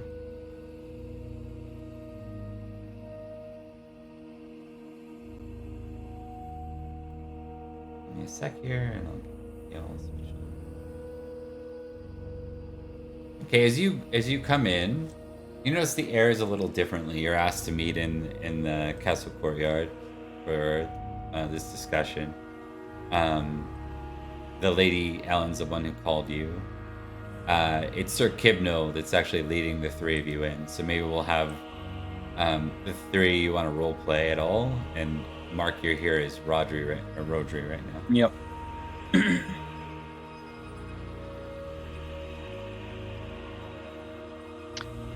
Edrich will nod at Sir Kibno within the castle courtyard. Good tidings. Rhodri does the same as he arrives, but he would look to Virgil and go, "So Virgil, seems we meet again." Good morning, Sir Florence. From Oh no, Rhodri. Rhodri. Good morning, Sir Rhodri. I trust you're still in one piece? Yes. More than my brother can say. Tell me, do you have any idea for what reason we've been called? I just intended to ask Sir Sibno. I hope it's an emergency, or I hope that it's very much not. There's always an emergency. The Hantone situation is my bet, but there's always going to be something else. Okay. What do you all want to do or say in this moment as you're kind of, Kibno's leading the way through? Want to ask him what we're doing here? Yeah, basically. Go for it. Oh yeah, you go. Oh no, you by all means say something delicately worded first. I love that bit. Of course. So Kibno, it was sent to the 3 of our households, but is there anyone else in attendance? Matters seem sensitive. Is all well? Some of Lady Helen's trusted are here, yes. I see. Dodged the second question there, Sibno. I did. I didn't wish to raise alarm. I think a rare smile kind of comes to Edric's face. I am in a state of near permanent raised alarm. I suspect all will be well if you tell us before we enter them. And you're more likely to excite me, Sibno. He smiles. Very well.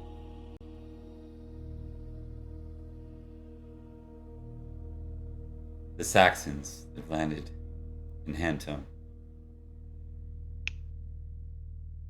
They have arrived here in Salisbury to treat with us.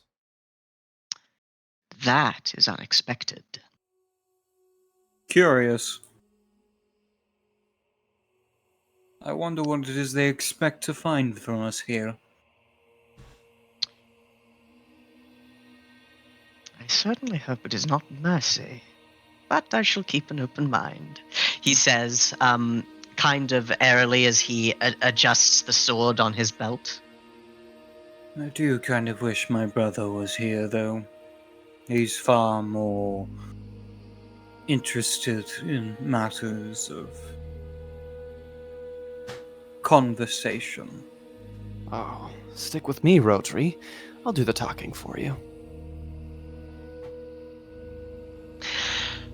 All right. Yes, quite. Edric's like, is this worth it? Is it worth mentioning that? No. We'll cut over to the scene. Absolutely.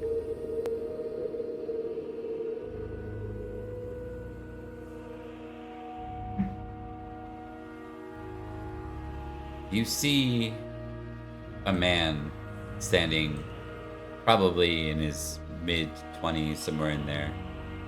Beside him are a number of men that look like they might be, well, you think maybe knights or maybe esquires, at least sergeants. They look like cavalrymen. They, of course, aren't on horse right now. The man standing at the front, it's hard to say whether he's quite Cymric or Saxon. It seems to be a blend of both as far as his adoption of culture, what he's wearing, how he's dressed. He has no beard, he's clean shaven. And even what more so, one of the men holds in their arms a tied up Sir Bar.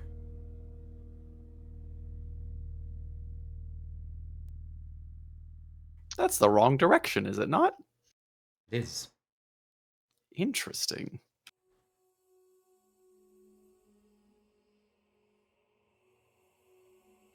I think Edrich, looking at a tied-up Salisbury knight, held by the delegation from Hantone, kind of tilts his head and looks towards the Lady Ellen.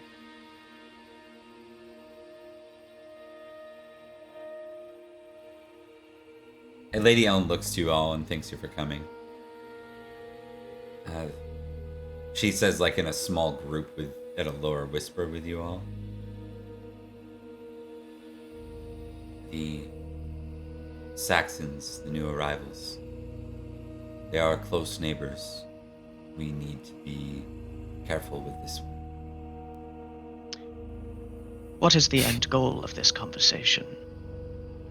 It's a large delegation for a simple hostage situation. It's clearly more at play. Given what was called for by East Saxon, I thought it best to show our ranks and numbers, some of our best.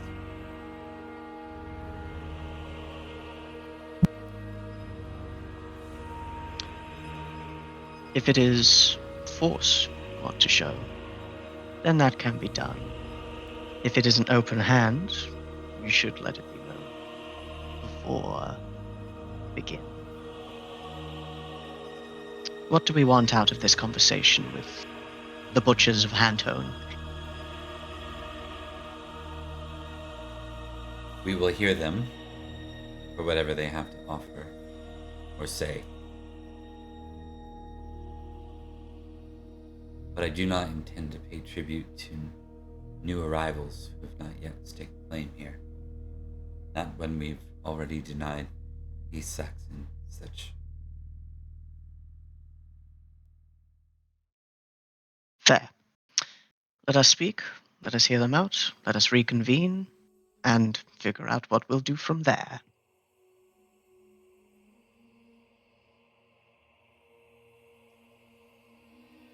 Lady Ellen speaks up and says, entourage from the new, she kind of struggles to say it, but she forces a smile, Kingdom of Wessex. I am Lady Ellen, Regent of Salisbury, and these are some of my most loyal and famous knights. Or like, there's the narrator, it's like, or their brothers when they're gone and they shot by proxy. Yes. To be fair, they asked went out to Florence, not to Rhodri, right? But Rhodri is probably filling Florence in by proxy. wasn't there. Yeah. Yeah. And then she smiles and motions. And I see you found one of mine. Two of these men take Bar and they shove him forward. Almost as if to push him back to you guys. I think Edrich will kind of accept the pushed forward Sir Bar and kind of like lead him back towards the delegation and then resume his position where he is. He's not looking like tough. He's not like making himself big like a bouncer would. Rather, he's eyeing the Saxon delegation like they are cold cuts of ginger steeped meat. This is the weirdest group of Saxons you've ever encountered. They look like British cavalrymen. It's very strange. Yes. On that note, who cares about this crown-looking kid? Who's the toughest looking guy here? I don't think it's Kenrick, and I don't think it's even the one beside him with an icon. Probably another guy that he's a bit bigger and brutish looking. Yeah. Virgil's just grinning at that guy. Okay. Welcome back, Sir Bar. Hey. Sir Bar just looks at all of you and shakes his head. They killed everyone.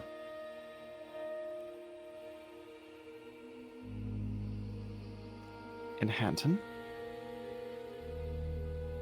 Everyone. sacrifice them to their devil gods. I see. That's a bit south, isn't it? Neighbors, southeast. Quite close by. That's not what Virgil's implying. Yes. Yeah. He would just nod. Interesting.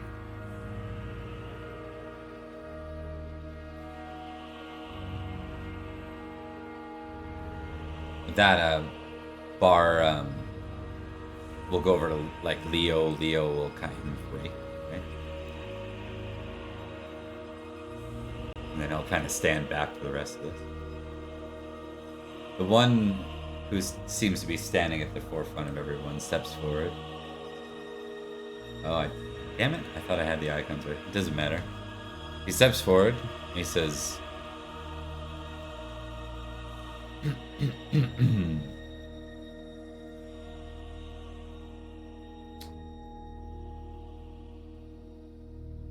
I am Kinric, son of Cerdic, son of Vortigern.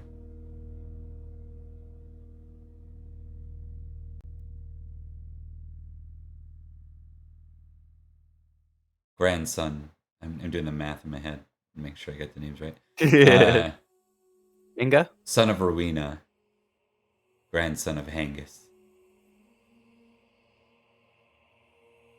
So you guys know those names.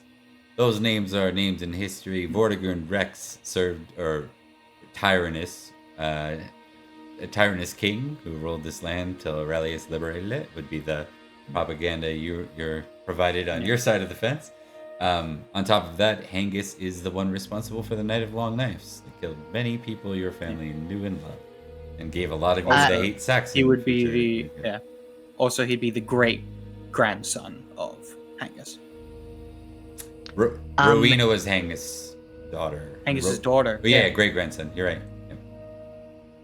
Yep. Edrich is going to say, with a voice that's so not sarcastic that it loops around to sarcasm, a noble lineage. He'll nod. To some, Rhodri will add.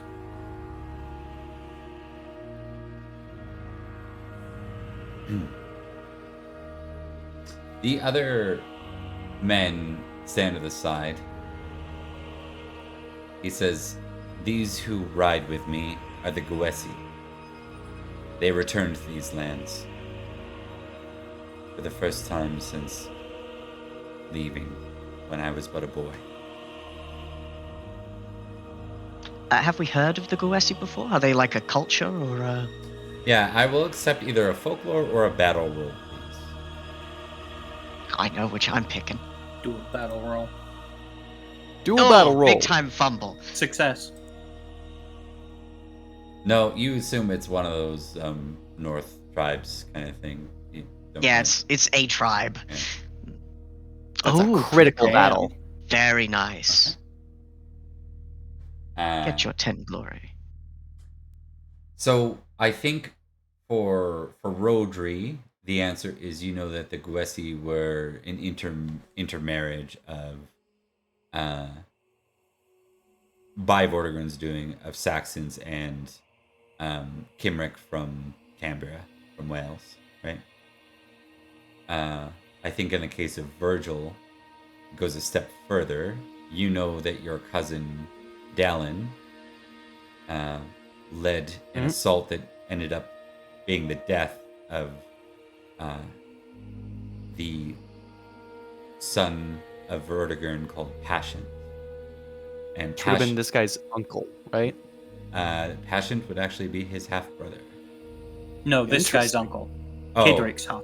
yes, half uncle. Yeah, you're correct. Yep. Okay, all right. This guy's the son of Kedric. Yeah. And then on top of that, the Guesi, remember those other cavalrymen that Beortrix Edward, Yes. and they were the ones you were fighting. The Guesi were His private they're the guard. cavalrymen of the only cavalry really that the Saxons have any claim to. Gotcha. Interesting.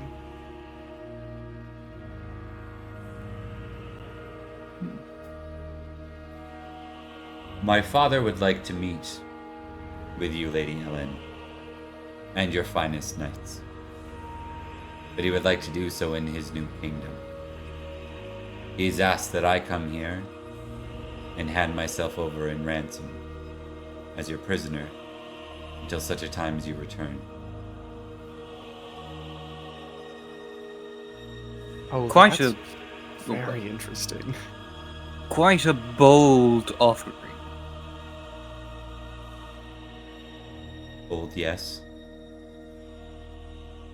These matters must be seen to properly. What does your father wish to discuss with the Lady Ellen and the County of Salisbury? His new kingdom, I presume. We are but neighbors, after all.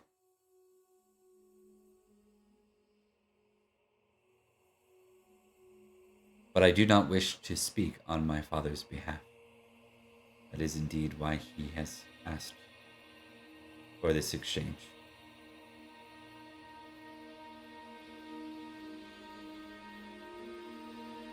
Will it be you alone, or your retinue as well, that are hostages in this?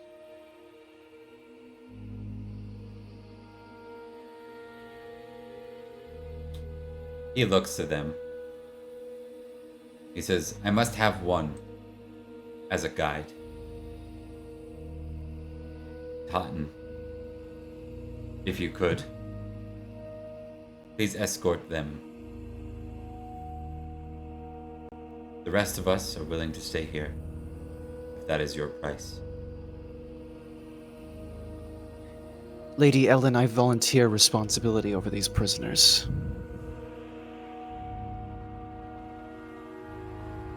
She looks to you and nods. Very well.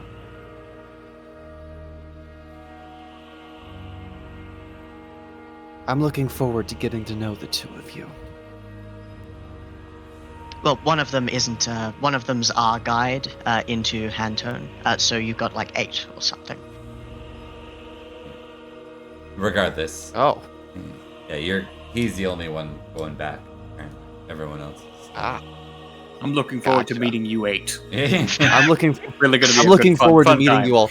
I might have bit off a little bit more than I can chew here. Do I got to pay for food for all of these guys? I thought I was feeding 2 extra mouths, not Well, 8. Those no, guys are 'cause huge. They would be kept in Sarum, but under your charge, if that's what you want. Yeah, I get you.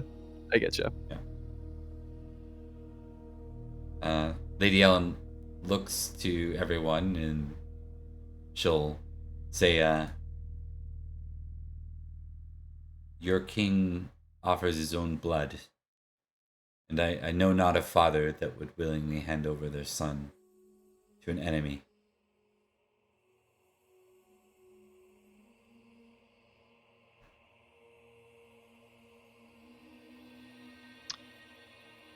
There's a long pause at that, and like almost every knight beside Ellen looks at Ellen slowly, like, except for Vortigern, or Yeah. you know what I mean? Like there's that long like, do you know who we're dealing with right now? And then Ellen just keeps a smile on her face and says,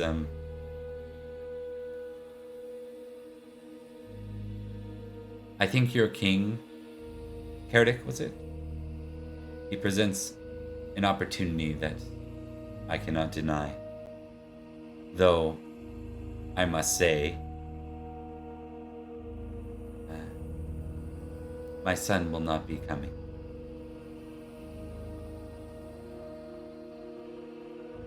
Kenrick raises a brow at that. But your son is the rightful heir.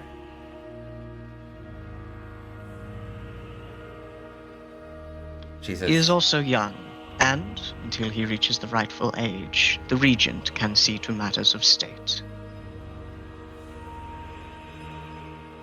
And of course, if, for instance, your father were to trade your life for that of the leadership of Salisbury, it would be best to have people in reserve.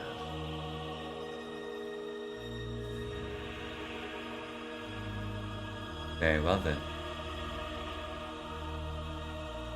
All right, so I'm assuming y'all are gonna go, yes? I mean, Edric's gonna go, but Assumption. mostly because minus he thinks Virgil. that he'll be able to murder a king. Okay. Just- yeah. Here's what I'm gonna do 'Cause- with this because yeah, I think it'll be a lot of fun. Since Mark is playing a secondary character anyways, I'm gonna offer Liam and Mark the opportunity to play their Saxon characters in a feast when we pick up the next session. Ooh. Yes, Yeah, I love absolutely. Be great. So we'll be able to revisit those characters. Maybe I'll even invite Gary and see if he wants to come back for a single session with his character. And I'm gonna kill Edrich. I feel a strange kinship with these murder-happy weirdos. I know. Woo! we'll play that out next session, and we're not going to see any future of Perin this episode, but expect more on Perin next episode as we continue the year Indeed. 496. We have a lot to catch up with on Perin because Perin has been absent for over a year. Very similar to when Edrich was away. We'll be doing it through sort of non-linear Vignettes. flashbacks, where we see bits and pieces in vignettes. So, and yeah, that is what we're going to do. Hope everyone had fun though. We are on 2 hours and 40 minutes. I promised myself we wouldn't be having these 4-hour-long sessions anymore. We're going to do that across the board, spread out the love a little bit more, and make sure we have lots of fun and good times without doing 16 feasts in a yes. session. But gotta love the feast. Let's go ahead and move to the big cameras, and we shall do some outro. Alrighty. Am I the outro man? Is something else? No, we were just letting the camera transition. We're gonna go ahead Yes. and we'll start with you, Thomas. You're good to go. 100%. Sorry about that. No, I you're was good. just like, no one said it. You're good. But yes, I am Thomas. I have been Sir Edrich of Winterbourne Stoke. Look, nothing makes him happier than intrigue and murder. And combining the two, so long as he knows who's doing it, it's mostly good. But yes, that's been me. I don't exist elsewhere. Don't look for me. Right? Mark. Oh, I'm sorry, I didn't see you there. I was just checking out our handy dandy Discord. By the way, did you know we have a Discord? Come check us out. We have lots of fun stuff on there, other Pendragon projects, other projects that are in the pipeline. I also announce stuff on there about my own content at the Cat's Meow, where I'm currently doing a Mars series that's just about to wrap up. And I'm also just about to wrap up my campaign series in association with Auroraverse. So check out those there. Also, you can watch them live on Twitch whenever they are live. You want to know when they're live? Join the Discord. Yeah, that's me. I've been Mark, aka the Cat's Meow, playing Sir Florence of the Baron of Axe, and I wish you all a wonderful night. And Liam.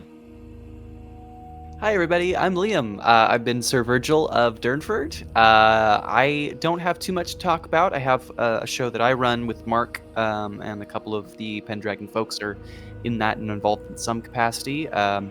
It's called Earth 14, and it's a DC superheroes multi-games shared universe thing. It's super fun. You can check that out at Pure Victories at YouTube. I'm sure there's a link somewhere, and if not, we can get you set up with one of those. Otherwise, check out the other things that everybody's mentioned here. Read some books, and have a wonderful evening. Awesome.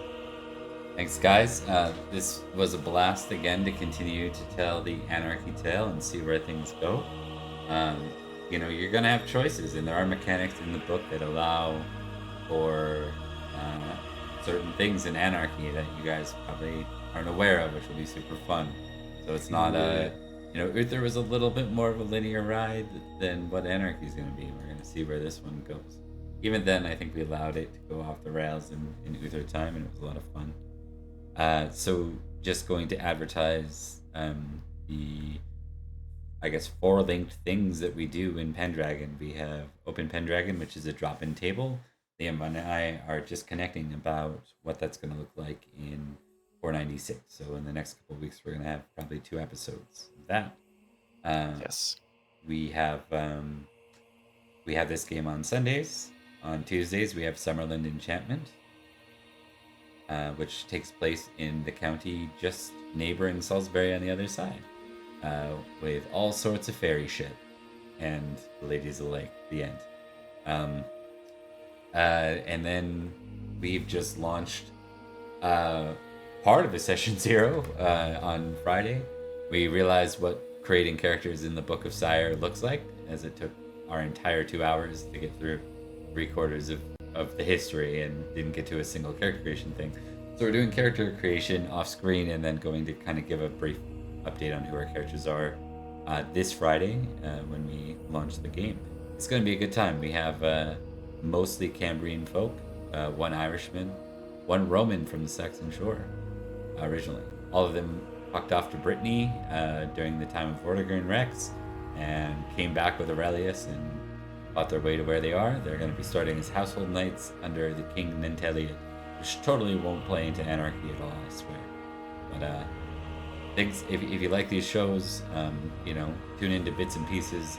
I'll make sure that I do little bits of recaps and summaries at the high level part of the storylines so that we can hold on to those threads across the board. As Mark mentioned, we're also part of Project Aurora, running D&D games under Sensei Suplex. Thanks for watching, and see you next time. Yeah. Bye-bye. Farewell. Bye.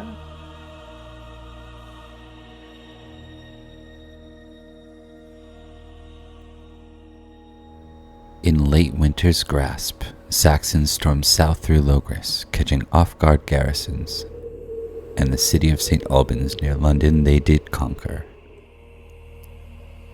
Prince Regent Madoc by ailing father's side called muster, yet much of Logres lay ensnared by occupation.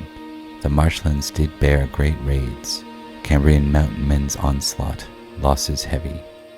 Glevum, with heart bereaved, did mourn Duke Aldol's fall, a sundering war brewed. Duke's daughter, Lady Helly of Glevum, and grandson Sir Challens of Clarence poised to clash. Under Earl Roderick's banners, Salisbury, Summerland, Silchester journeyed to muster, ambushed by Eosa on Path's way. Eosa fell, yet reinforcements delayed, crippling their advance.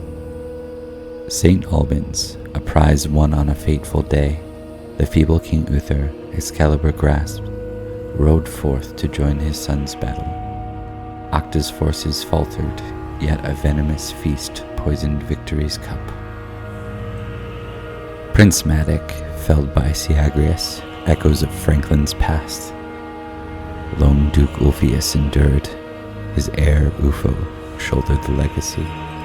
In Salisbury, the somber cloak of mortality draped itself upon Earl Roderick, as his health dwindled to a whisper, and in passing, his title and domain passed to the hands of fledgling heirs.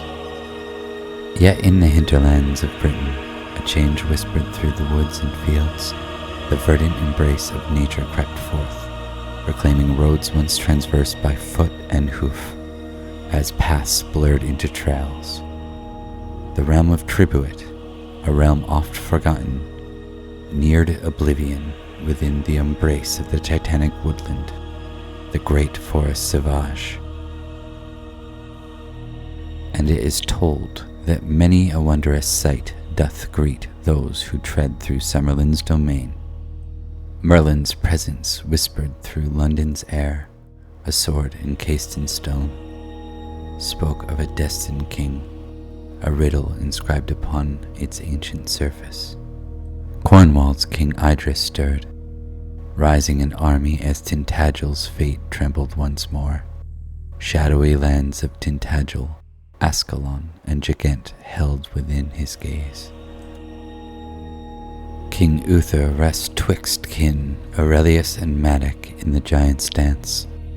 Escavalon's Nanteliad brought word of tribute wars in South Cambria.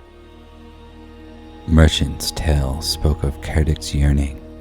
Vortigern's son sought father's mantle. Logres, once a great kingdom, is left to lick its wounds.